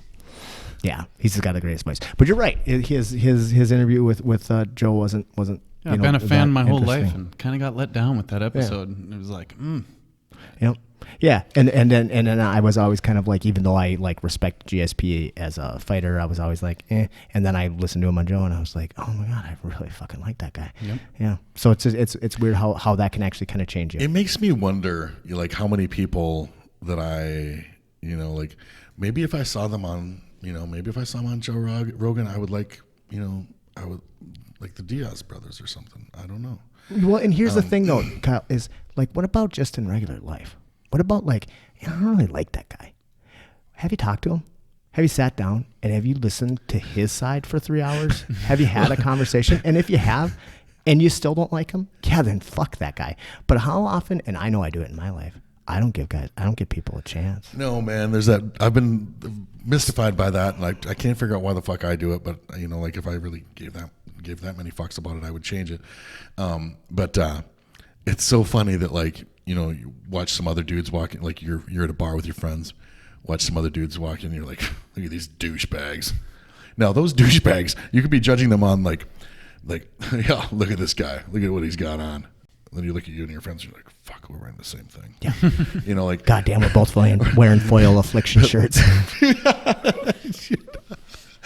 Fucking kill me if you ever see that. But like, like I catch myself doing it. I'm like, what's up with these douchebags? And then like 2 hours later, I'm like, I fucking love these guys. Where are we going after here? Like. That's because you poured a bunch of alcohol in you. Well, maybe, or maybe I'm just enthusiastic about people. Yeah. Forget it. I had something about talking to people, but I can't remember what it was. So we'll just move on. Should we? What about this website and stuff? Yeah. Let's get back to you. Was there a page or something like that for the events for Cram Jam? Yeah. For website for. I thought you had a new website or something like that you were launching. Yep. It's a new website, and Yep, closer. I'm sorry. I got to get better at that. It's Cram Chronicles Entertainment.com. Cram Chronicles Entertainment is the name of the event coordinating company. But today is actually not a good day to say it, but go ahead and check it out. Maybe it works by now. This actually won't air till this Sunday, so I don't know if... Okay, well, maybe it'll be fine. It's just that today I tried to log into my GoDaddy account, and the login, sign-in button wouldn't even work. And then I go to my website, and it's not up. And I know it's good until mid-month next month before it renews again. I'm like, what's going on? I'm freaking out all morning trying to get into my GoDaddy account. I called GoDaddy, and they have an outage. So it's so I'm like, it'll be fixed by the time this airs. Yeah, for sure. But it won't really air till Monday. And then do you have Facebook? Yep, there's a Facebook page. That's where we do most of our promoting and whatnot. We had an Instagram page, but it's the thing. I'd love to bring someone on to do social media. I don't even own a smartphone anymore on purpose. Good for you. Yeah. So I was. Last time I was in college, I wrote this paper on internet addiction and cell phones and social media, and it freaked me out. I got on social media and I posted some videos, and I didn't stick to my word. I was going to do it. But what I did was kind of plan it out, and to a point where I regulated it. I realized that I did have an addiction to social media. I did have an addiction to this device, and I did not like it because it seemed like a lot of other people did too, but nobody really knows that we're like accepting it. And in my internet addiction paper, what I noticed the commonality was when I did my interviews was that every single person always had the finger to point. Like if it was a family member, oh yeah, they got a problem. They're on the screens all day long. But nobody wanted to admit it themselves. I don't know anybody who has an internet addiction. I am guilty. It can totally be useful, but I got to a point where, man, it just takes up time and distracted. And it was like, if I can use this as a tool, but that's just it. It needs to be a tool. So I decided to get away from social media. Sure. And take it off at the time, just take it off my smartphone and only do it on a laptop at home when I have the Wi-Fi. And I ended up sticking to that for a while. Well, also due to event coordinating, I don't know if you knew this, but it's not cheap. It's not. It was a total joke, by the way. Yeah. But so with that being said, the financial situation from last year's event coordinating kind of piled up this year. So eventually, at first, it was kind of a financial thing when it was not just social media on the smartphone, but we walked away from the smartphones in general so we could tighten up our budget a little bit more. And when the time, and I loved it. It was like I found focus and time to do things and read again more and just little things like that. But when we came back to it, I had to get a cell phone again because we were getting ready for this next event coming up. And people just, when I talk to them, and I do property care, and they're totally cool with just email and physical mail. But when you're trying to do an event coordinating deal and you're trying to book a venue and you tell someone, I don't really believe in cell phones, they think you're crazy. Yeah. So I got a smartphone, a track phone. And I'm just going to stick to that because all it is a flip phone with these giant buttons. And of course, I got to type and text like that, and it's a lot more difficult, but it's totally worth it because all I do on the thing is phone calls and text messages. Man, I kind of wanted to read your paper that you wrote now because that is so like legit. Well, you should be able to find it on social media. I was going to say I've got my stepson is 14, and I just caught a bit of a comedian's bit about that sort of thing. He was talking, I think maybe it was Kevin Hart, because I don't normally enjoy Kevin Hart, but he was talking about grounding his son and like taking his son away. Taking his phone away. Yeah. And all of a sudden, he said, all of a sudden his son turned into a crackhead. Like, oh yeah, how are you going to do me like that, Dad? I was like, I saw that bit. That is what it's fucking like, like, damn. Mm-hmm. So I'm kind of a narcissist. So like, I think that you have to kind of care a lot about other people care a lot what other people think to like get addicted to like Facebook and stuff like that. Yeah, we've talked a little bit about this before. Mm-hmm. Like I really don't care. So like I do use Facebook. I put shit on Facebook all the time, but it's really mostly just to push whatever I got going on that I want people to be interested in. I don't go look at anybody else's shit very often. I mean, I will if I'm interested in going to something. But yeah, I don't feel like I have an addiction. Though I have noticed that I'm a little bit of a junkie for the praise that I receive from this podcast. So when I get a notification that like somebody said something on the podcast, I'm right on that like flies on shit. But I don't think it's a bad thing. I just think when you keep it like, when you're conscious about it, like, and you realize like, oh, I think it's a good feeling to get those likes and that gratification. But so when Meta and Christine came on the podcast, did the podcast takeover? Yep. Meta may or may not have given me a little shit about how often I've checked my phone lately, because I'm guilty of not checking my phone at all, like for days. You're a lot more responsive lately, though. Well, so Meta's right. I mean, she is, because like all of a sudden I have something that I'm like actually interested enough in to like care. So I will check my phone more often, and therefore I will respond more often. It works for me. I'm always running stuff past you and stuff. Like I know, and I have the tendency, and I still disappear periodically. But that said, she was calling me out on how I had been checking my phone a little more than usual, right? Yeah. And I was a little defensive about it. I'll give her that. And then she did the podcast with Christine, and she was fucking sending me updates like every 15 seconds about like how many views they got, and comment, like sending me, I'm like, I can see this, like you don't have to like send me a picture of the comment. Like I can actually see it, but, and like we talked a little bit about, but yeah, there is something very, very addictive about having people, appreciate what you do. And like, so yeah. So I am like addicted to like rants and making people laugh. Like I will do anything for a fucking laugh. And like I didn't even realize that I had, and I'm loath to even call it like an addiction, just because I think I use it like in a really positive way. But I didn't realize that I even had a social media addiction until the first time I sucked a dick for Wi-Fi. And then after that, I was like, you know what? Maybe this is getting out of hand. And I was like, whatever. I think there's a problem. I mean, are you addicted to the social media, or are you addicted to the sucking dick? I mean, that's the real question. The answer is yes. So I'm going to tell this story really quick. Speaking of social media, this is a little segue, but kind of a fun one, because we were together back in the day.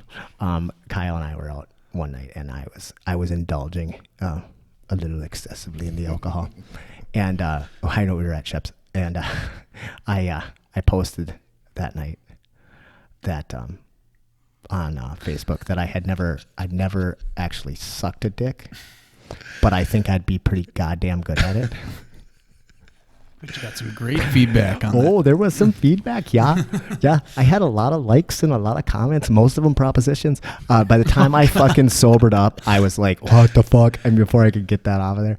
And I was like, yeah, they got to put a breathalyzer on those fucking things. See, but like even the idea of like taking that off there, like nowadays, would you even bother? Like, would you even think twice about like, I mean, would you even want to take it off there now? No. Like, you guys are way better about the no filter. I get like social anxiety in certain situations. I don't know if people know that about me, but like I think it overflowed into my social media. And I should make it clarified, like it's not like I've beaten this addiction of social media just because of the cell phone restriction, because I'm still at home on the Wi-Fi and I'm on there and I do a lot of work at home. But I don't know, most of it's clickbait stuff to try to get people to like my business pages and stuff like that. And but what I was getting at is I used to do it all the time, post thoughts about something or write something out.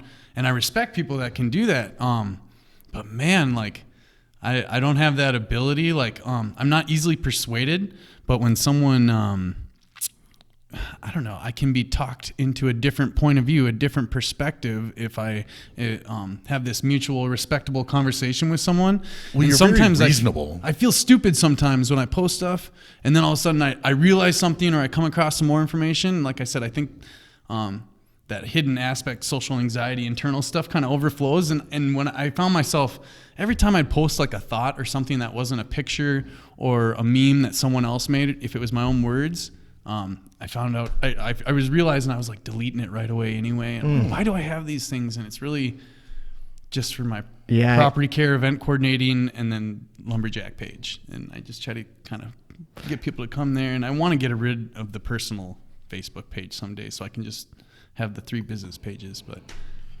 I don't know. Like I said, I didn't have as good as a handle on it, and I realized it was really taking over my time and You know, and being that's a really, negative influence. So in my that's life. something I've always like. I shouldn't say I've always, but like I admire about you, and it's something I actually didn't know about you. I remember back when we were, you and I were driving to St. Cloud, carpooling a couple days a week. Yep. And like that, like I'd known you for a fairly long period of time, but I didn't really get to, that was when I first started like getting a look inside the Marc Hummel brain. Yeah. And I kind of thought you were a jock before that. And then I was like, oh, no, this kid's like thinks some shit through, and you had some real interesting thoughts and stuff like that. But you're very self-analyzing and very willing to like make changes about yourself, which I think is interesting. Recently, you decided to completely abstain from alcohol, right? Yeah, I would. I got to be careful how I say that, because I know some people that are completely away from it would call me out. But since New Year's Eve, I've had some NA beers here and there when I'm in a situation where I feel like I want to drink or something. But the NA Coors are really great, and the NA Bush are great. They They're don't really sponsor close. the program? Yeah, they don't sponsor it. I don't. Oh, But I'm sorry. I don't know. But they totally can.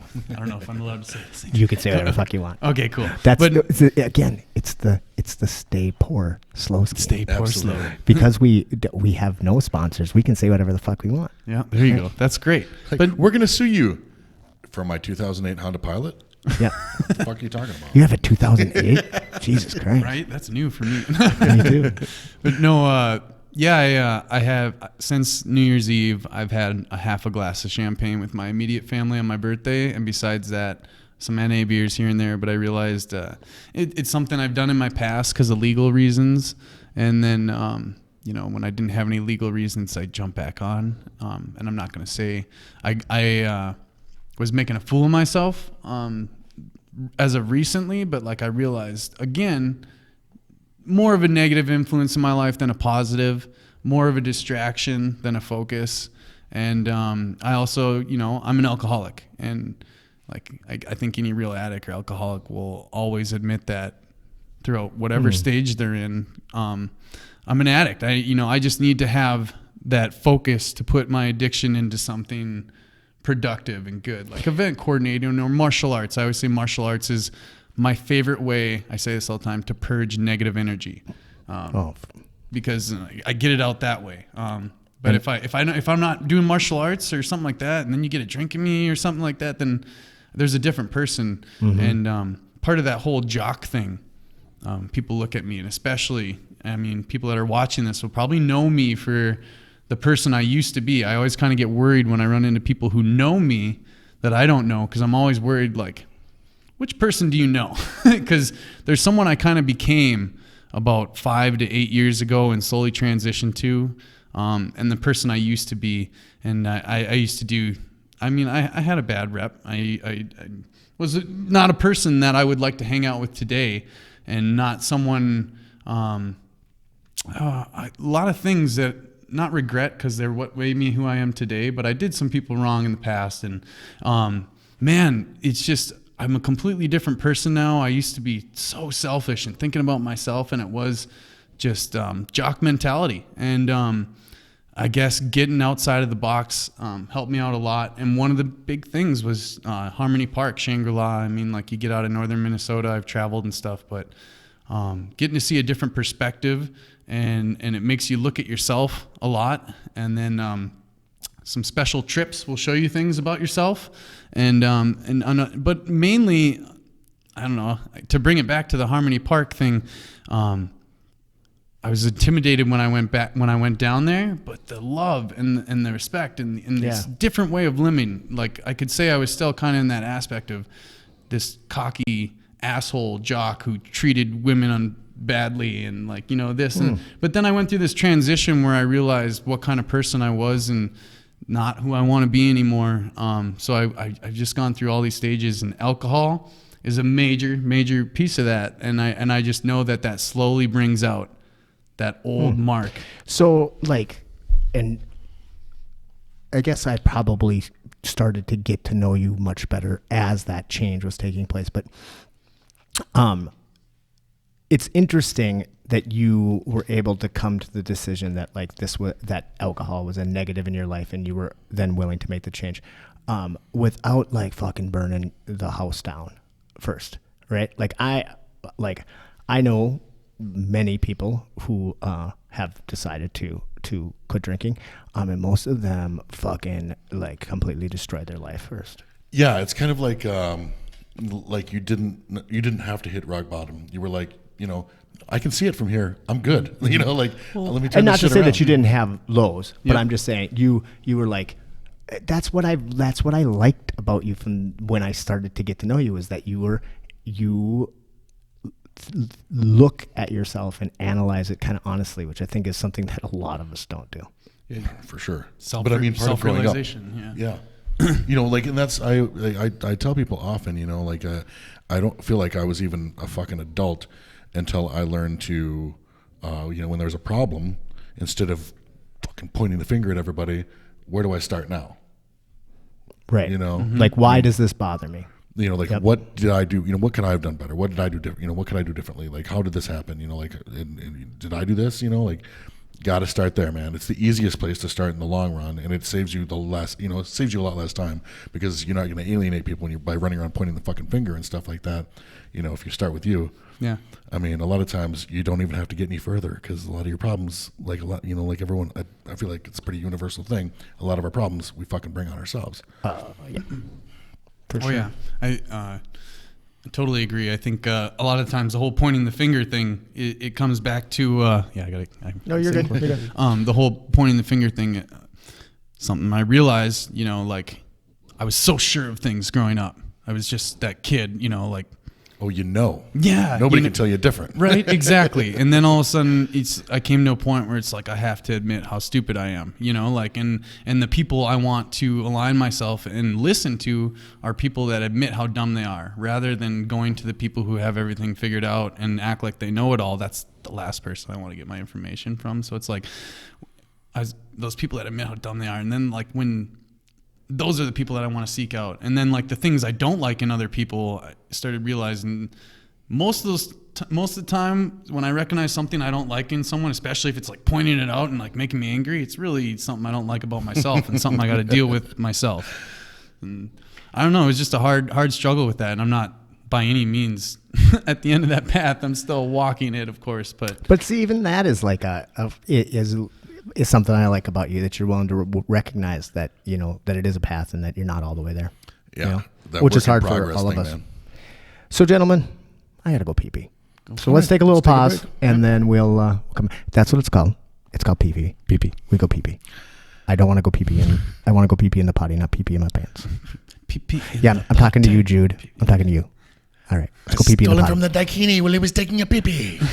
Oh, that's a great reference. That's awesome. Willow, you idiot.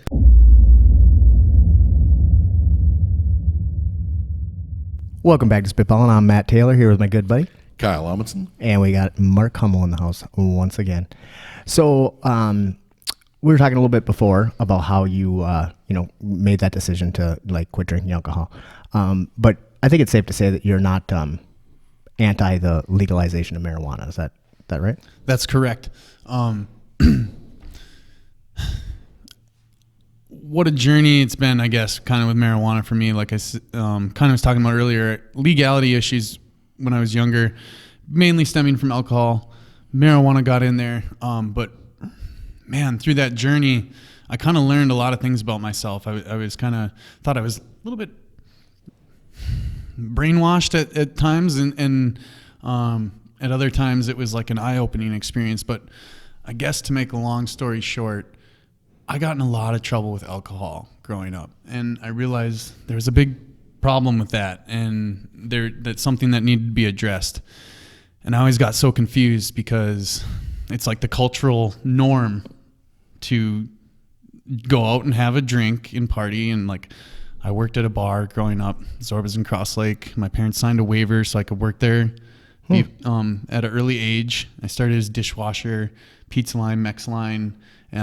So I did kind of everything Zorbas and was in that bar crowd at such a young age, and then it got so appealing, and I got into it, and I just kind of realized like that's how things are. And then marijuana was always kind of portrayed to me as this bad thing, this negative thing that can ruin lives. And I definitely have abused it throughout my life. But I learned a lot of lessons. And one thing, when I was in outpatient treatment, the time I graduated and made it through it, I kind of came to grips that like, dude, you can't drink anymore if you want, I mean, like I can't say that I'm never going to drink again for the rest of my life. That's a dumb thing to say, but like, it's something I have to be careful about. And then when it came to marijuana, it never really caused a negative thing in my life, maybe a couple slaps on the wrist or anything, but all my serious trouble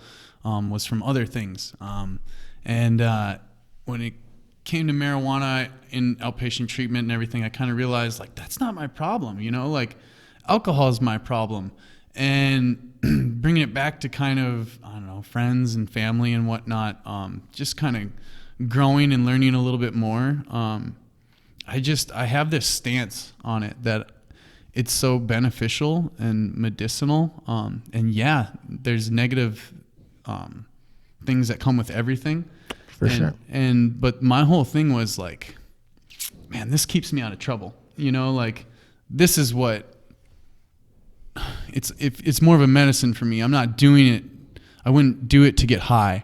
I'm not saying that's not always been the case, but it's more of a medicinal thing. And the CBD that's going on, the CBD wave is great. Yeah, we're having Gavin Rydell on next week, and I know we're going to dive into some CBD discussion, but yeah, I'm all for. Kind of when I've talked almost every episode, it comes up that both of us are definitely pro the legalization of marijuana, and absolutely, and neither of us are very very good at using it, but that doesn't mean that that just because it's not a drug for me doesn't mean that I think it's a bad drug. And when I compare it to alcohol, I don't remember the comedian, but back in the day I remember this comedian was always talking about, man, I like he's like, yeah, I don't have any problem with weed. It's the alcohol that gets me. I've never once in my life smoked a joint and then told a cop to blow me. And oh no.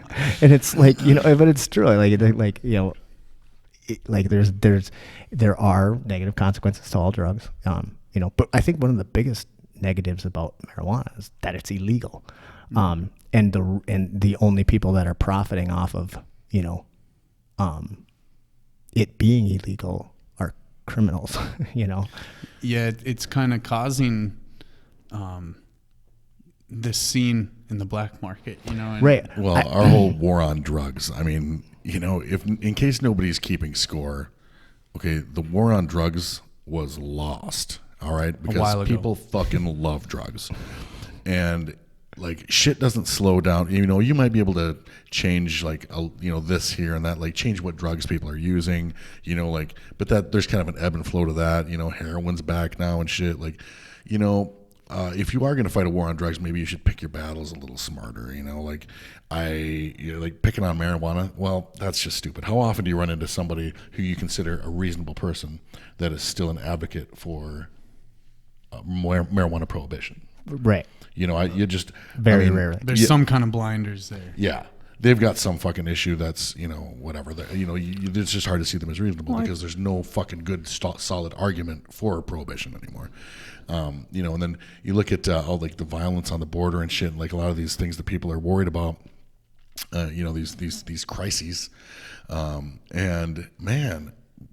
Like all that black market, you created that fucking black market economy when you. So this is something interesting. Did you listen to the Joe Rogan with the guy? I can't remember his name, but he was the DNR agent that was like working on the grow operations. And he'd walk up on him by himself. And, yeah. So this was a fucking crazy episode. You should check it out. It's Joe Rogan. I can't remember. I don't know the episode. I try to write that shit down if I'm going to talk about it, but I didn't know I was going to talk about this. But anyway, basically. There was this guy who was a DNR agent. DNR. Yep. Like a forest fucking ranger. Really? Yeah. and his like main job was to like, you know, make sure people weren't diverting water during the drought and shit like that. Doing nothing, you know, conservation officer, Yeah. right? He's out there with his dog and his pistol, you know, and he fucking comes on this humongous grow operation on state land in California. And I'm not going to recap the entire episode, but it's definitely worth listening to.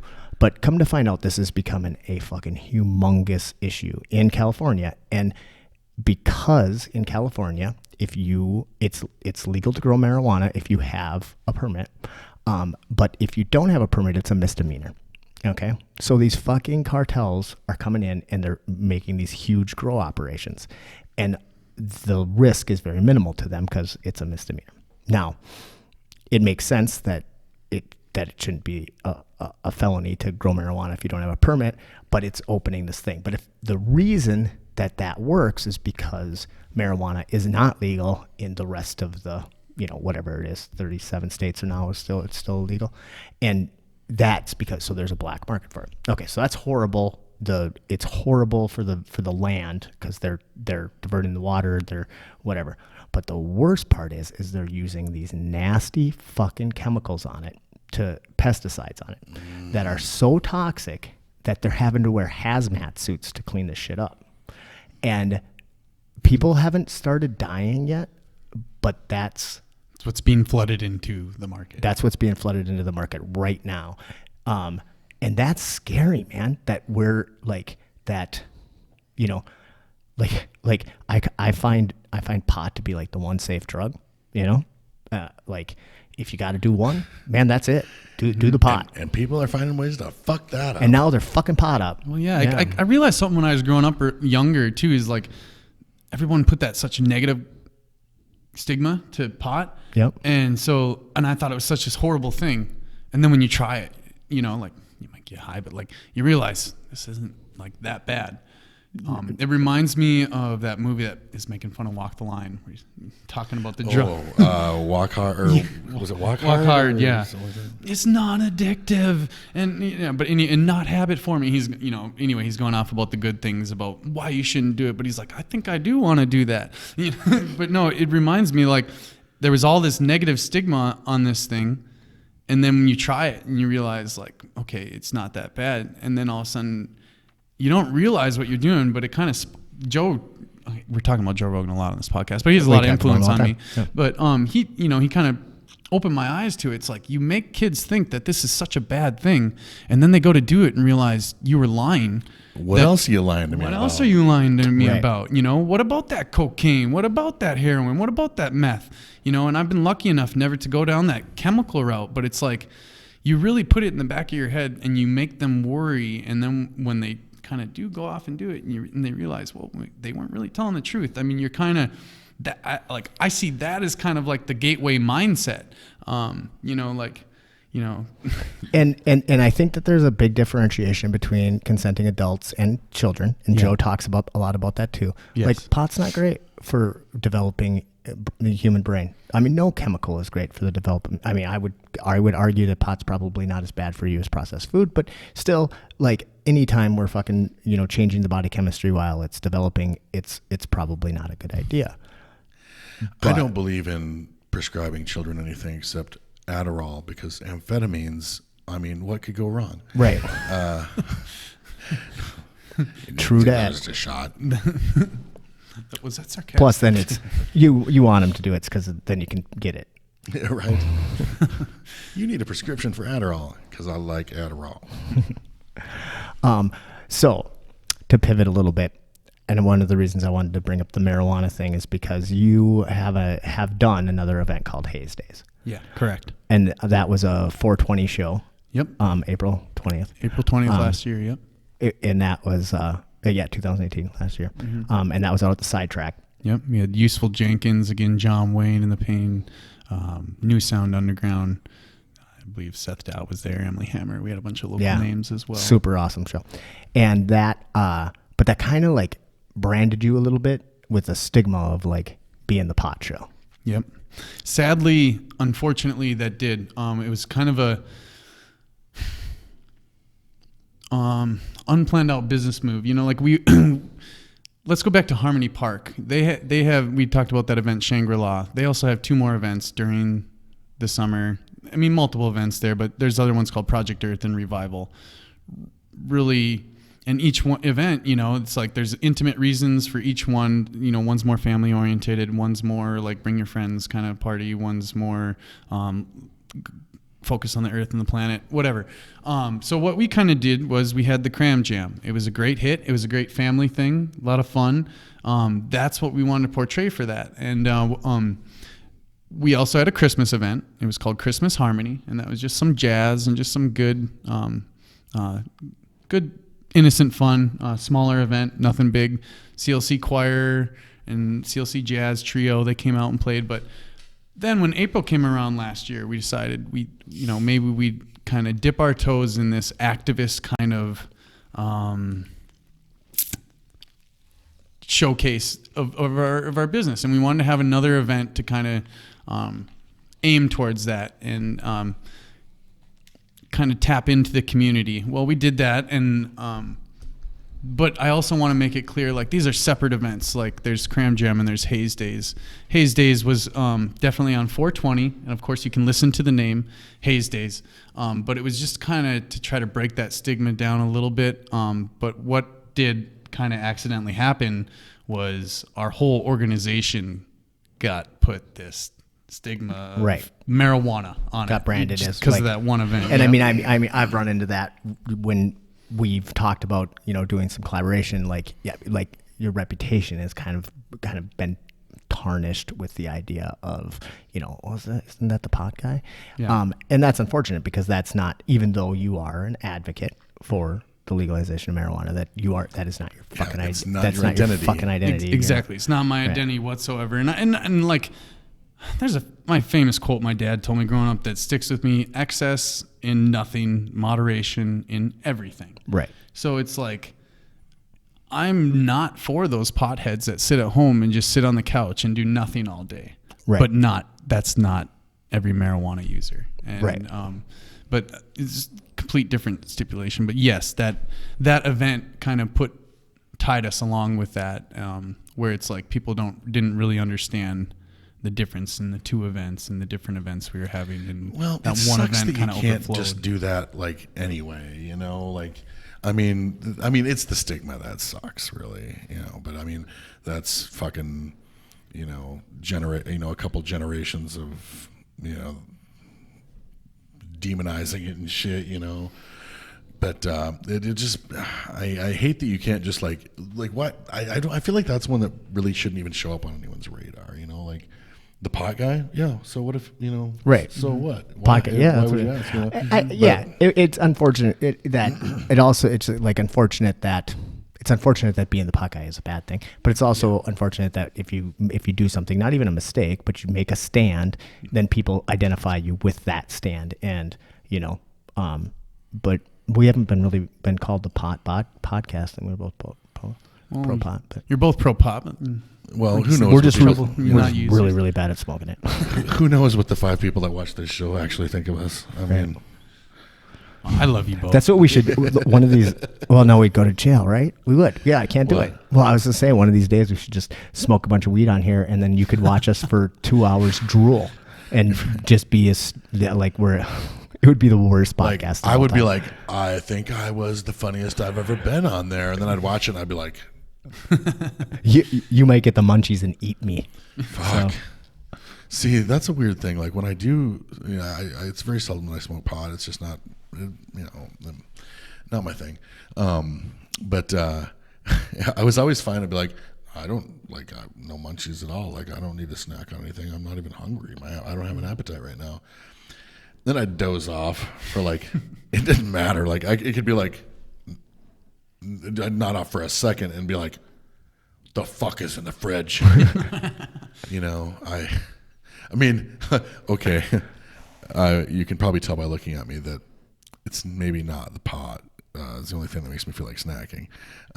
Yeah, I'm a fat fuck anyway. But like, no, it really did. You know, because I would eat a lot of stuff that I wouldn't normally have eaten. It was almost as bad as my. I don't think when I talked about like the sleep apnea and stuff, I didn't talk much about my sleepwalking or my sleep eating. Oh, geez, you did that too. But that used to be a real thing, and then I would eat shit that I wouldn't even normally eat. Shit that was barely food. But it was almost as bad when I used to smoke, a lot of weed, or what I considered was a lot. But yeah, I would fucking, once I was in snack mode, nothing was safe. And the worst thing is like I didn't have the ambition to go to, at that point you don't have the ambition to go to the store. So you're kind of like whatever snacks you have with you. Although I was always like a really low functioning smoker too. Like I know people that are like, man, I could never, like in college and stuff, like, okay, we're going to go play, we're going to the school. We're going to go play some basketball. Well, and then all the other guys are like just chiefing, and I'm like, I can't get high and play basketball. I know Talk about focus. I know piles of guys that like love to jujitsu high. Before rolls and shit. Are you kidding? And the thing is like, I mean, like the whole 10th Planet dudes, Eddie Bravo and all those guys, like they believe that it's like essential to unlock like the next level of jits. And I don't think that there's not some validity to that. I just don't. It's just not my thing. I've never tried it, but they do tournaments now where they better. smoke on the mat before they start. They actually have tournaments like that. Super. But hey, teach their own. I've heard crazier things. But that's where regulation comes in. It's scary regulation a little bit, and letting the control come in. But then at the same time, like maybe like you can go in and get that prescribed. You can know the difference between a sativa and an indica. And maybe you don't want any of the THC psychoactiveness, and you just stick to the CBD. Like that's what I'm all about. There's a medicinal aspect we're missing here, and totally. And that's what goes over everybody's head. It's not about getting high. Most people that smoke weed every day, eventually, I hate to say it because people can think the wrong thing, but eventually they're just smoking to get sober. I mean, they're not really getting high. They're just smoking to get rid of their stomach ache or their headache or something like that. And they don't really get high. And especially if you leave the THC out of that and you just stay legal, which is a great route to go, you don't even have to worry about it. And that's the thing. Like CBD, it's the only ointment I put on is the CBD cream before I roll, and it's amazing. Yeah. And that's, I mean, I need to get more CBD, like gummy bears and stuff, man. That shit, like, put you right to sleep if you need exactly. it. Oh, see, I haven't tried the without gummies. getting high. I've just done the topical. Our Amanda, what's her last name? Nolt, yes. She had some killer. I wish she wouldn't have left town. She had some killer CBD oil, and I know I can still or creams, I should say. I know I can still buy it online, but it was much easier when she would just have it in her purse and then give it to me. But yeah, man, I love that stuff, and like I do a rough sport, and I have some joint issues, and don't even say it. And so I like so I wrote that shit on there. I have a quick that I just wanted to interject because I have a quick munchie story. So Yes.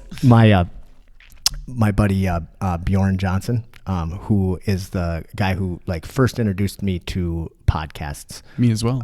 Really? A friend of the show. A friend of the show, yep. Yep. And Bjorn had a podcast, still does. Now he's doing a thing called Baking Bread with Bjorn, and it's pretty funny. But they're short video clips that he does on Facebook and YouTube and shit. But he started out with this podcast called the Bjorn Johnson Internet Program, and he would just do these long conversation interviews, very close to the same setup. Sometimes you do them with multiple people, and it was just great. And I got to go on his podcast. It was first my introduction to podcasts, and I just had a blast. It was super fun, and yeah, it was great. His house upstairs. Yep. That was my first one I was ever on. Yeah, it's great. It's such a cool experience. So then he came out to the farm on St. Matthias one year. And he did a live podcast there, and then we hung out and whatever. Super fun. Well, Bjorn likes his marijuana very, very much, and my what's the right word? My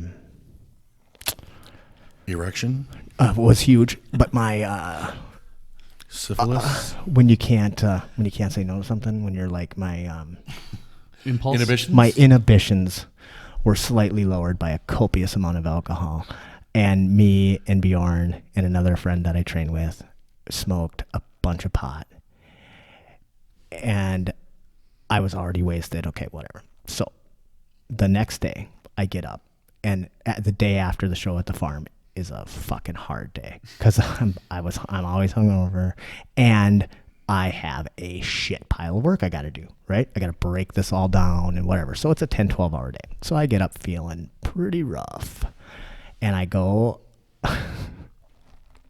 up and I go into the to the thing we call the concession stand, which is where all the like food is located. And I go, what the fuck? Was there a raccoon in here? I mean, there is shit everywhere. There's fucking like 15 open bags of potato chips and fucking dips out, and like fucking we hit that bitch hard. It was it was so bad. And they were like, yeah, you don't remember that? I was like, and they were like, yeah, you were just like opening bags, and I was like, oh, I got nothing. Damn it. I was never any good at, well, I shouldn't say I was never any good because I had fucking amazing times. But drinking and smoking pot. Oh, it's a ridiculous combination. Well, fuck, man. I mean, and it makes me feel like a lightweight or something, like such a rookie. Because, like, normally, like, I could drink 8 to 10 beers, as your sober cab. Like, cool, we're good. We are not endorsing that. No, it's actually a terrible idea. But Kyle likes to be the designated drunk driver. But 8, 10 beers, and then maybe just a couple of oneies or something, just a little bit of weed, and holy shit, like I knocked my dick in the dirt. Like, I mean, Oh yeah. fucked up, Right. What a combination. I mean, It's a horrible combination for me, though. The tolerance ain't there. When I quit for a while and I came back, I was drinking the first time I tried it again. Like, I'd quit a long time for legal reasons, like I said. And then when I finally decided, okay, I think I can handle it again, when all that legal stuff was over, I happened to be drinking, and it was literally 120. And I had to go outside and sit in my truck and stay away from everyone for a little bit, because it was that much. And like I said earlier, it kind of contradicts what I said, a lot of people don't even get high when they smoke every day. But that, when you don't have a tolerance or something like that, and you do it, especially when you're drinking, it's a bad mixture. man. Getting twisted is a tough game. So, getting back to the Haze days. Yep. So, so that was April 20th and 21st last year. of last year. And that was the first event that I had gone to of yours, I believe, right? Yep. I don't think that was the first one. Yep. Like, I knew it was coming up, and I wasn't really all that excited about I was excited about going. It was a weird time. But I ended up going, and I ended up having a blast. And I posted, so you were talking about social media, and I posted a post on Facebook about it.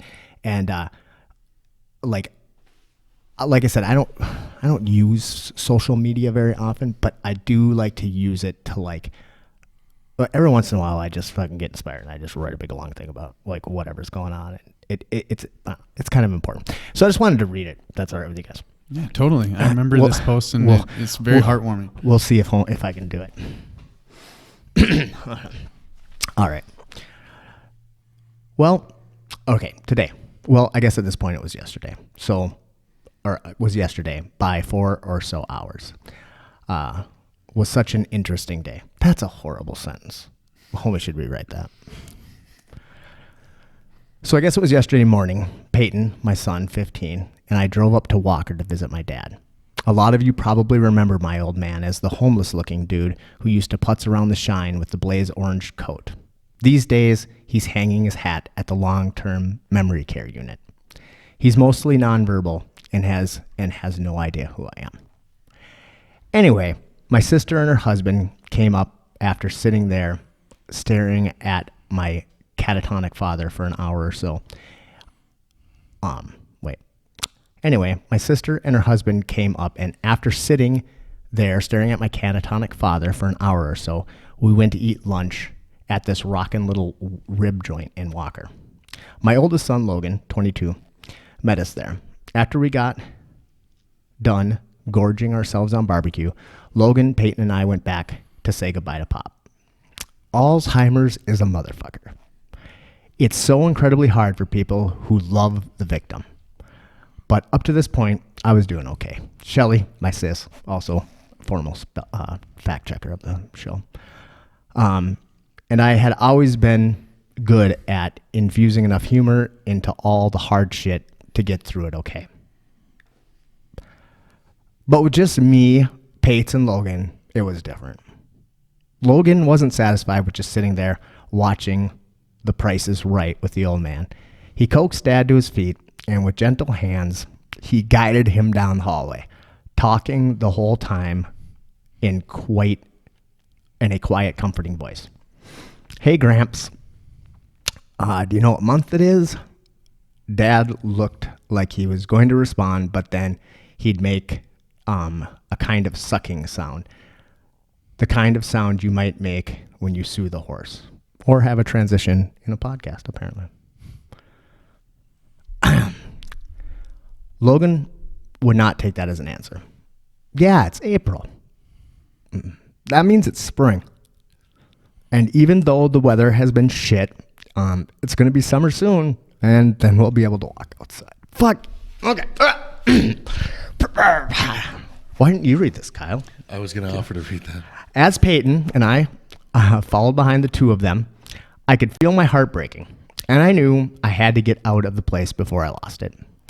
When finally we made it to the vehicle, when finally we made the circle back to the doors, I told Logan I had to motor, and I gave Pop a hug and told him I'd be seeing him again real soon, even though I knew those words were a lie. At first, Dad stood there with his arms at his side, but right as I was about to let go and bolt for the door, his arms came up and he patted me on the back.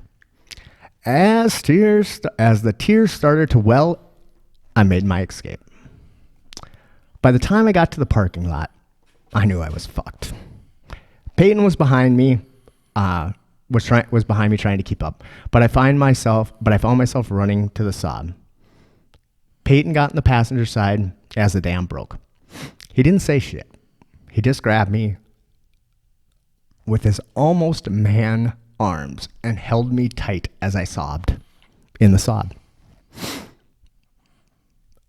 After a time, I was able to put the seal back on the Gulf. Pates and I drove back to town with the windows down. Spring really might be here after all. When we got back to B-Town, Pates made sure I was okay and then retired to his cave to do some RV chatting. I'm not really sure what that is exactly, but I could hear his excellent Trump impression as I got into the shower and tried to wash away the pain. When I got out of the shower, I got a message from an old friend of mine, Molly. She was coming to town to go to Hayes Days. She was coming to town to go to the Hayes Days concert up at the sidetrack and was wondering if I was planning on going. And though I wasn't, her invite was like sunshine on a cloudy day. I asked Peyton if he'd mind if I slipped out for a few hours to see an old friend. Since I had to pry him from his computer to ask him, he was cool with it. But before I left, he asked me again if I was okay. I told him I was, but that I thought it would be good to dance. He gave me a look that only a 15-year-old can give and said, "Yeah, have fun dancing." He didn't add dumbass. So I went up to the concert and I saw a bunch of old friends and I danced my ass off and had a great time. So today, or yesterday or whatever, was a good day.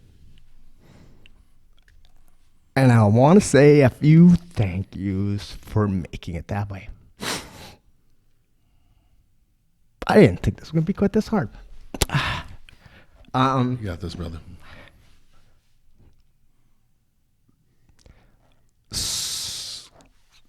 So, Michelle, thanks. So, Michelle, Thanks for being my sis and enduring this shit with me. Logan, for being a better and stronger man than I. Your love is endless and selfless. Peyton, because I couldn't make it without you.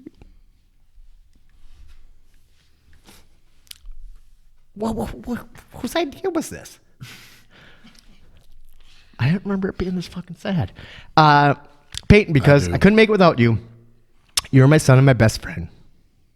Molly, for pulling me out of my hole and being my sunshine on a cloudy day. Seth, for reminding me I've made a difference a time or two. Mark, for taking a risk and putting on a hell of a show. And to Useful Jenkins for letting me dance. You rock. Oof. Fuck that phone. I'm done with that thing. We're getting rid of that. Wow, that was hard. But what so I guess I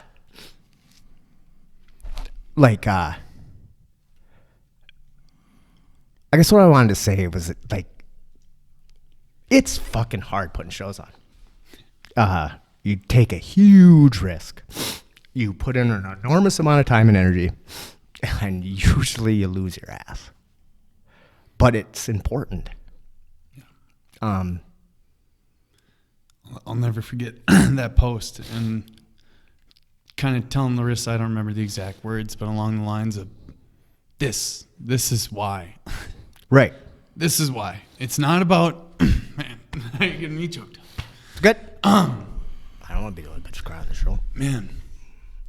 Because when you put your heart and soul into something, a lot of people, especially when they know you for the old you, you know, like they think you're doing it for the wrong reasons. And it's like, no, if there's really no way to explain it, except for the closest thing I get is to people that have been to Harmony. I try to explain the atmosphere that I'd like to push in the Brainerd Lakes area, but I said, forget it all. That message, that post, that's what it's about. It's about bringing people together. Our biggest tagline is peace, community, love. Bring the community together, be peaceful towards each other, and love one another, and this life becomes a lot easier. And yeah, when I don't know, I'll like I said, I remembered the post as soon as you brought it up. I'll never forget it, and I was so glad to hear that you had a good time and enjoyed it. Oh man, yeah. On top of everything you had going on, it was a good time at the right time, and yeah. Fucking Useful Jenkins rocked it out that night. Oh my God. It was cold and they just rocked it. Yeah, I wanted to go to that show. I missed it. I think I probably worked. And then I read that fucking post and he made me cry on my toilet. I don't know if I've ever cried on the toilet before. Probably.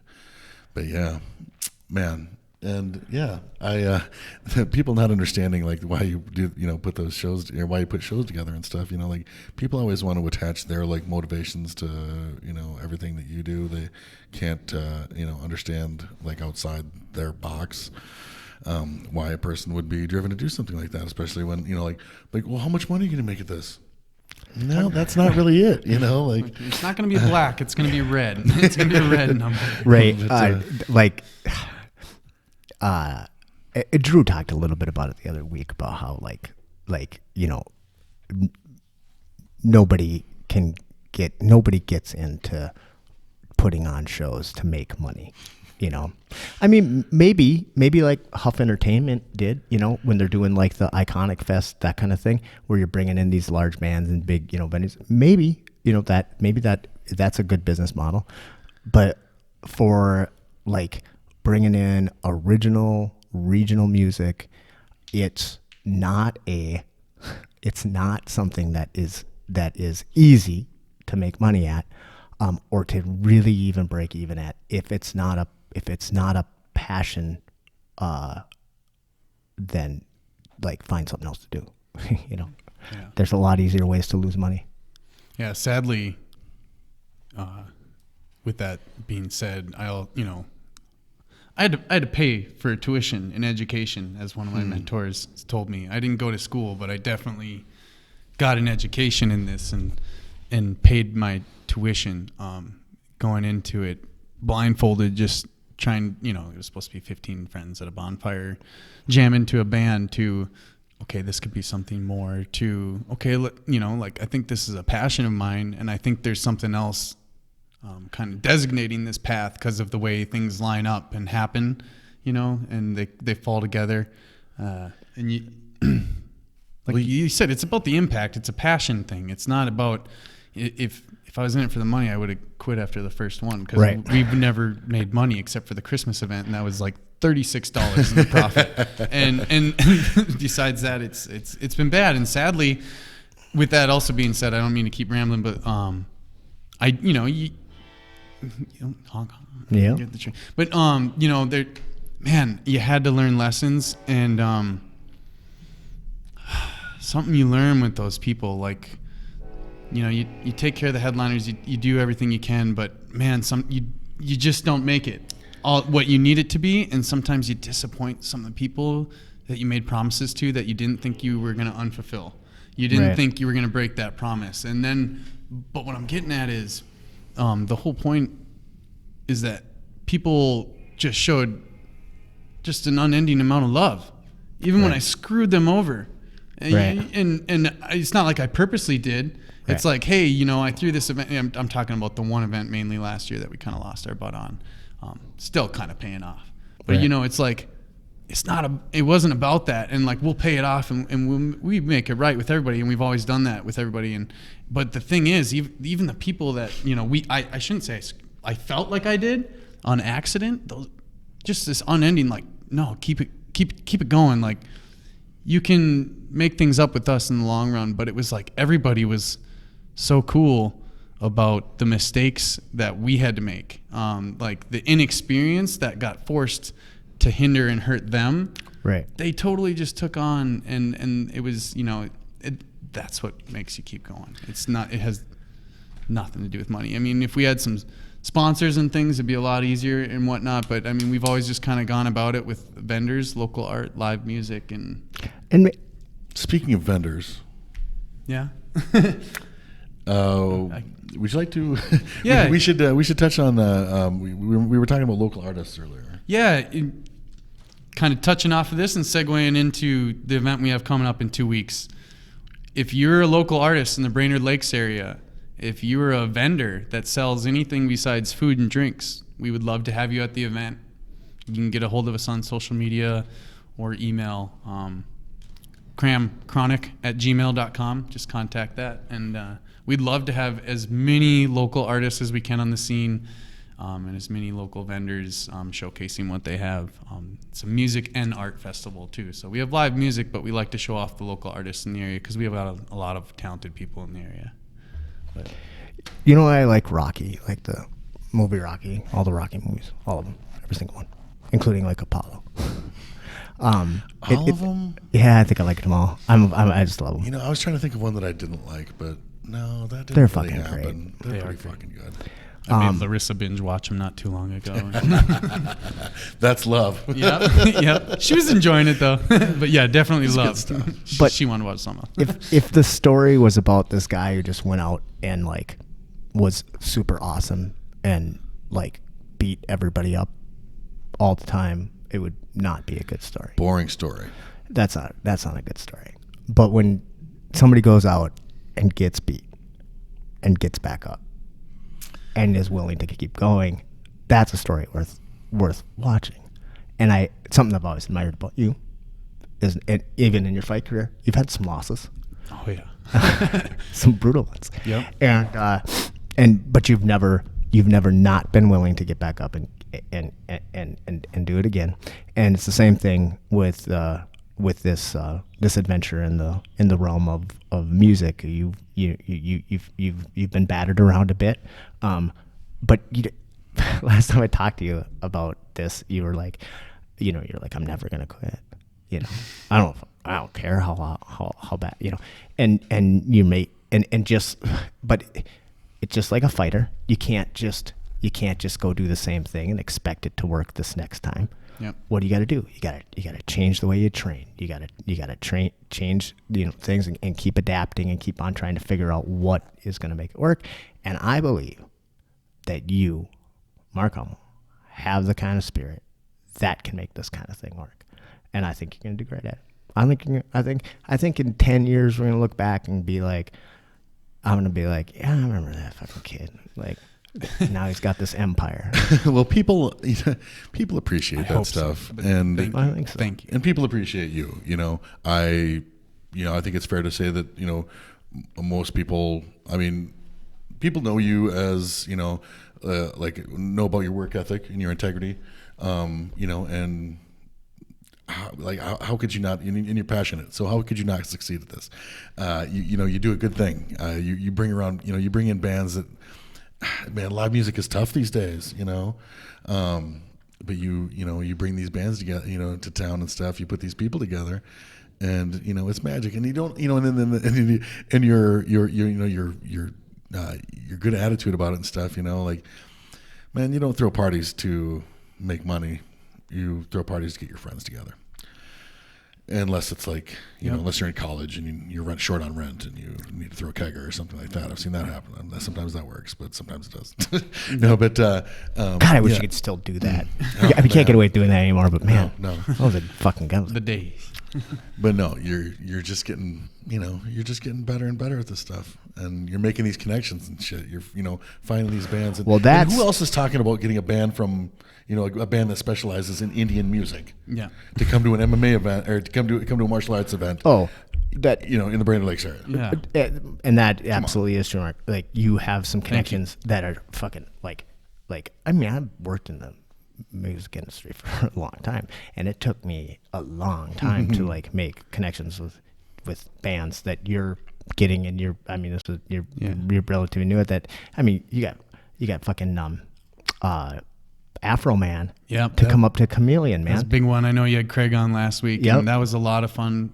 We had Afro Man, and like I said, we're really promoting the Cram Jam, the family-friendly music one, this one. Yeah. But if you could wait and see what we have in store for next April, just stay tuned. Awesome. But let's just say, we brought Afro Man to town for that show at the Chameleon. And Heatbox. If you haven't seen Heatbox, guys, that is an amazing show. It's like a dude who like beatboxes and sings and whatever, and another dude who plays like a thing. Like an electronic saxophone. We'll just call it a thing. It's just everything. He blows into it and with keys, but it can be just about anything, and it's so fun and cool to watch. Let alone John Wayne and the Pain. New Sound Underground, they're phenomenal, and they're actually starting to like break through now. And when they played with John Wayne, that was literally one of the best shows. That was a lot of fun. That was. It's hard to say, goddamn, because I've seen so many goddamn good shows. But that was a very, very good show. Who am I missing? Like, what else have you had up big? We've had Frog Leg. I don't know Frog Leg. They're missed really that show. Phenomenal, kind of useful, Jenkins similar, kind of folky bluegrass, but like, I gotta get in them here. I think it's certain. Yep, we got it. Some of the, man. I mean, I want to get into local names, but I mean. Oh yeah, and plus you've been supporting all the local guys, and they're great. Yeah. That's the thing is we want to bring in a couple headliners that'll bring in the jam band community, because I mean it's crazy. I found out it's a way bigger community than I thought. Big jam band community. Yeah. No, like I said before, I was down at Harmony Park. I didn't know anybody except for like the 300 people from the Brainerd Lakes area. I wasn't kidding. There were 300 people from the Brainerd Lakes area there. Yep. I mean, there's 10,000 hippies there, and there's a good, solid community that is willing to come out and support that music. But the thing is you don't have to be a dirty hippie to enjoy that music. It doesn't even help because you have bad hygiene and it's just not good. No, I'm just kidding. I love hippies. I love them. I love hippies. The shows are great. And going back to my first time at Shangri-La, so intimidated walking in, so scared. I'm like, what is this hippie festival? And then kind of going into it, you realize it's not really a hippie atmosphere. It's more as it's like people, your jaw hurts from smiling at people. Shit, it's such a hippie atmosphere. I- Are you kidding me? They I say, guess. welcome home. And I was like, I'm not home. My home's over there. What the fuck's going on? Well, I mean, like, you know what I mean? Like, It there's is. every member of the family. There is still kids there at Shangri-La. There is, but they are, it's hippie. They are hippies, but orientated, they are beautiful people, and it is an enormous amount of fun. Do you guys want to hear a quick Shang story?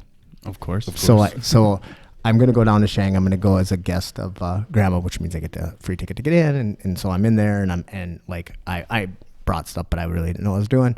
And I was all alone, and I'm walking around, and just taking in this craziness.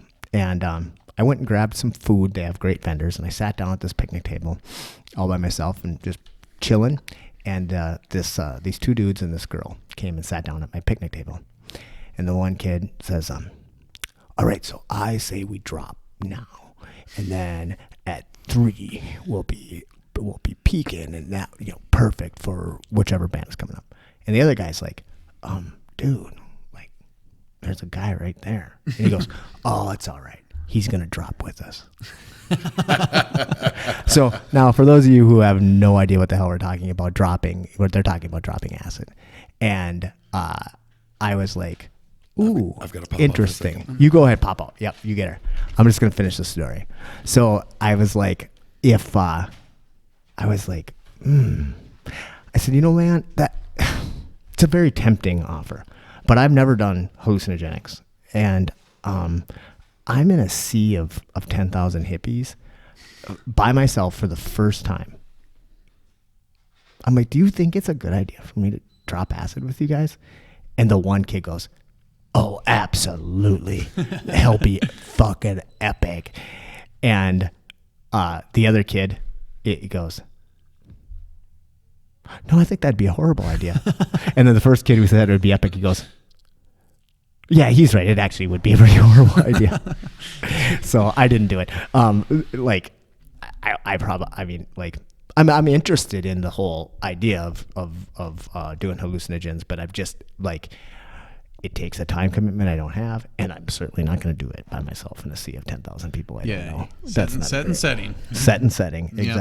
Exactly. Yeah, it's definitely that's a whole nother topic that we can get into as well. But yeah, I mean, it's a journey I want to take. I mean, I talked on the episode 1 about I've had my 2 experiences with DMT, which work out well for a person with my incredibly ridiculous schedule, because I can have a 20-minute DMT trip and be okay. Yeah, blast off and come back real quick. Have you had any experience with that? I have not. I close, but didn't break through. Didn't get the. Yeah, you didn't get to go talk to God. No, didn't go so get to crazy. talk to my spirit alien guides. No. Yeah, it's an amazing thing. Yeah. Like I say, talk to God, but I'm a religious person. I don't really have whatever, but it was literally going and talking to the the essence of the universe, and getting an affirmation for everything that is. And many people say, when you do DMT, or when you have a DMT experience, it's life before DMT and then life after DMT. Yep. And that's definitely true. And I'm not a big, I don't ever say people should do something. I don't to each their own. Mm-hmm. But if you get the opportunity, you should really fucking do DMT. Yes. Everybody should. Yes. At least once in their life. Should be a requirement for the presidency of the United States. You think? For sure. Oh, and I'm not kidding. I was trying to explain this, and I don't think I explained it very much in the first episode, but how I came back with this feeling that we are all connected through a fungal membrane that permeates the entirety of the universe, And if you know anything about, or I don't know if you know it, but in a forest, right? There's a fungal bed underneath the forest. Yeah, you know this? It's our greatest ancestor right there. Yes. Mm-hmm. And that fungal bed doesn't just retain water and do all that stuff. It does all that stuff too, but it'll direct nutrients to trees that need it. To communicate. And it will direct water to trees that need it. And it works as kind of this almost sentient operating system that's underneath the layer of vegetation. That's really fucking cool. But that's just there's another layer. Yep, there's another. Are you talking about like the ether layer? Yeah. That we don't see? There's another layer beyond that, Yep. that where we're all connected, that I feel is like universe wide now, because I went. Well, it's kind of crazy. Some people, I mean, you talk to them about it, and maybe because they have no experience or no knowledge about it, but it's almost weird to me to hear about people that they don't that doesn't exist to them, or like that sounds crazy to them. And I ask you, how my voice, I always bring up the two, like how does my voice get to your ear? There's waves. Do you see them? Right. How does that light project in here and light up this room? There's another element to this that we're not seeing, and there's something happening that's there. But if I were talking to me before DMT to me after DMT, if post DMT me was trying to convince pre DMT me that this is the way the universe works, I would think post DMT me was a fucking idiot. Yeah. So like I feel like it's an experience if you don't have, you can't get. Not that nobody can get it. Like I feel like you get it, but you've had experiences. Like you don't have to do DMT to get this experience. There's other hallucinogens, and you don't even necessarily have to do hallucinogens. You have to be open to getting to that message from the universe. The quickest, easiest way to get to that message is by blasting off with DMT. So I think everybody should do it. It'll be fun. It'll be fun. Yeah, it's kind of you get into that world, you just realize it's not all hooey, and you're not really. It's not a trip. It's just you're kind of tapping into something that's always there. I've said it over and over again. Yeah. It was that experience of two of them, as I said, were the least drug experiences I've ever had in my life. They were. I wouldn't even. I'm not, like they were spiritual experiences, but they were also more like clinical experiences. Like we were very like, okay, we're going to do this and we're going to do this and we're going to do this. And then you, bam, it's so fucking hard to describe. Well, you can't. Yeah. You can't describe it. I get horrified by the shit that I see and hear about people like getting up to when they take acid. Because I'm like, you did fucking what? Because it sounds so counterproductive. I was very fortunate, and for the most part, most of my LSD use was in very, kind of controlled and safe environment. Yeah. Yeah. I'm, like I think I mentioned this before, when I lived in Rochester, I'm running around naked in the park with a bunch of hippie kids, with the Marine recruiter trying to get a hold of me and shit. I'm like, I don't want to come to work for your company anymore. I'm like, and I'm like, okay, this is, and of course, like you can't, I don't know that you can really describe it effectively to anyone that doesn't have any experience with, I've mind enhancing drugs, but I think we talked about on the first episode where people were like, you seem different, mellower, cooler, like a little better. And I'm like, yeah, I did some stuff while I was gone. Well, Mark said it when you were out there holding your darling little grandbaby. Yeah, too cute. That was cool through the window. I don't ever want you to interrupt a fucking podcast for your goddamn grandbaby. He's actually grounded.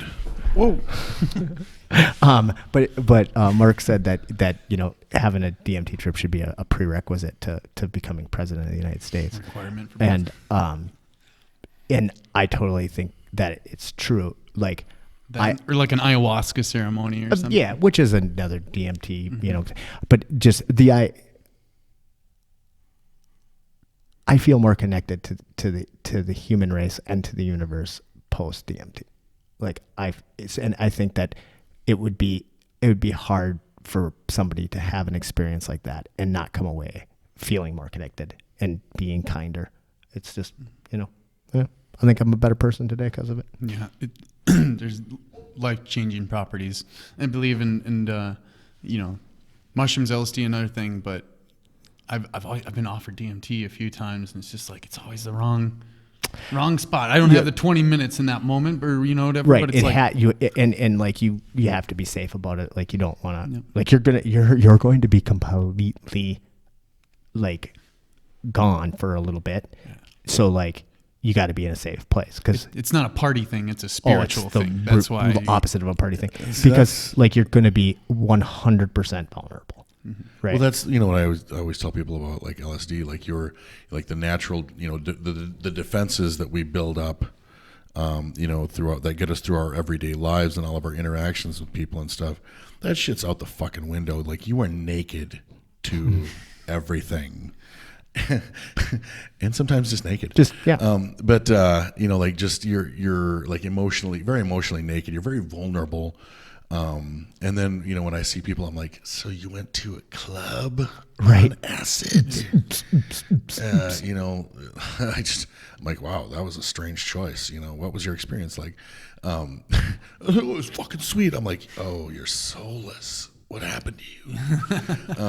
But yeah, it's like the first one or two times it's for the party, and then you kind of realize this isn't a party thing, and then you realize like I keep going back to this. It's a spiritual thing. It's almost medicinal. Like maybe at a really, really intimate kind of live music, like Wookie Foot. I mean, what else could you compare it to? I mean, that's like you go to that, and I feel like you're recharged for a whole year. Transcending. Yeah. And and it's almost a must to be able to get outdoors because their lyrics are need to be able to get outside.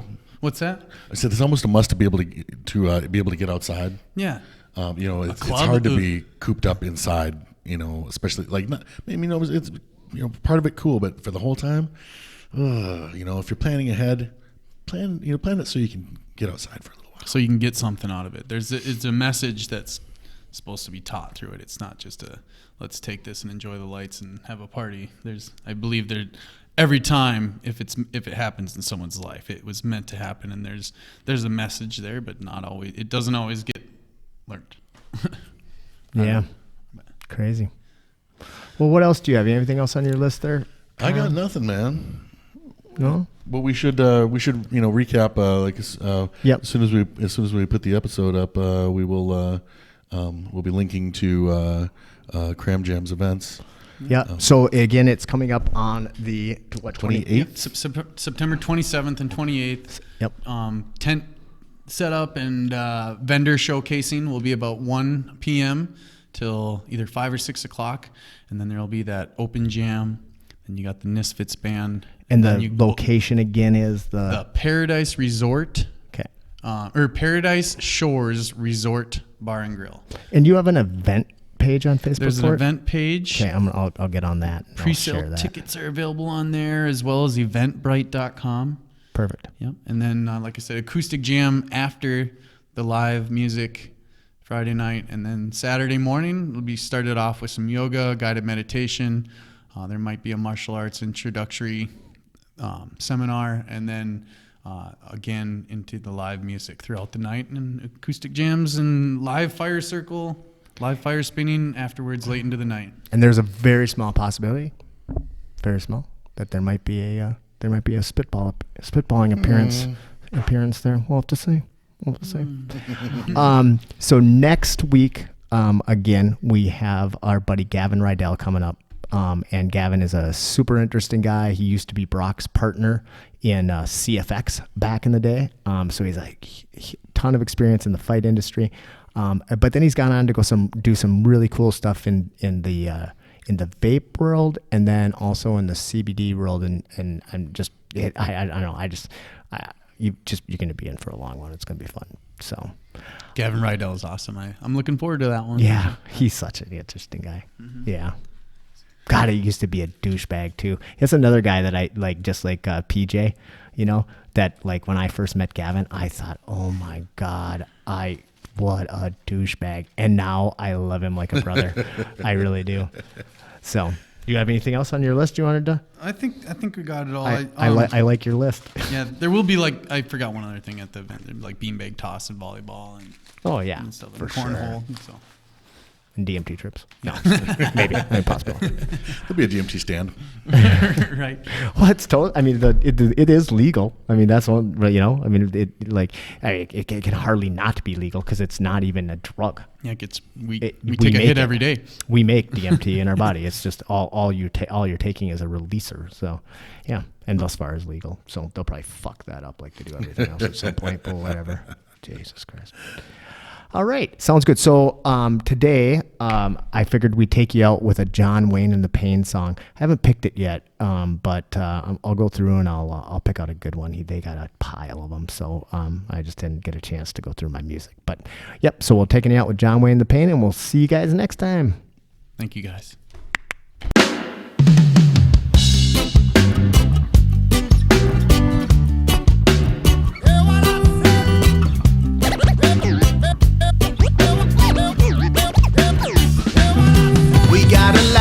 You can see it's coming slowly on the scene, and every day there's people wanna make it fade away. And when there's darkness in your heart, give it to the one above, 'cause we can't surely light this fire without a spark.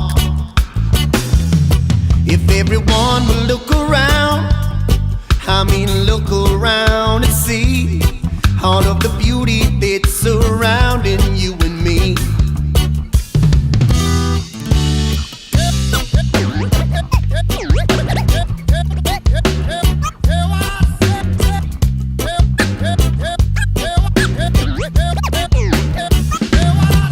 We've been rocking and rolling and feeling so fine. The music of the rhythm and the beauty of life, 'cause doing the work, hands in the dirt, I'm praising up, raising up, getting out of the hurt. 'Cause it's a shield today, it plays into my brain waves, elevation coming out, hurting the pain. One thing I want you to know, we have never been alone. We have never been alone. I don't know if I can keep my head up, rest up for the road to come. Hey, I don't know if I can focus, hold this question, where do I belong? Gonna watch me root and branch out, find home strong when I'm alone. Alone, alone. Am I alone?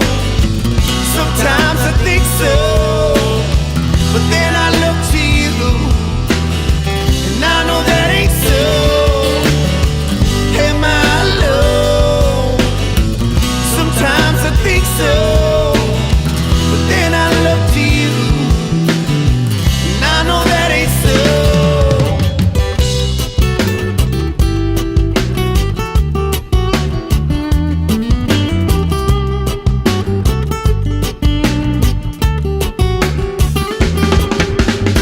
I'm breaking out of the mold, returning glass to the sand. Put my fist to the wind, holding hope in my hand. Fear of the future, looking at the bigger picture. Keep your head up, shield up, nothing to be afraid of. Rehearse the universe and put me to work, keeping my hands in the dirt as I traverse the earth. If not for us, then for who, then for what we're throwing the stones. It's truth about our secret breath. We have never been alone. No. We have never been alone. We have never been I don't alone. know if I can keep my head up, rest up for the road to come. Oh, I don't know if I can focus, hold this question, where do I belong? Gonna watch me root and branch out, find home strong when I'm alone.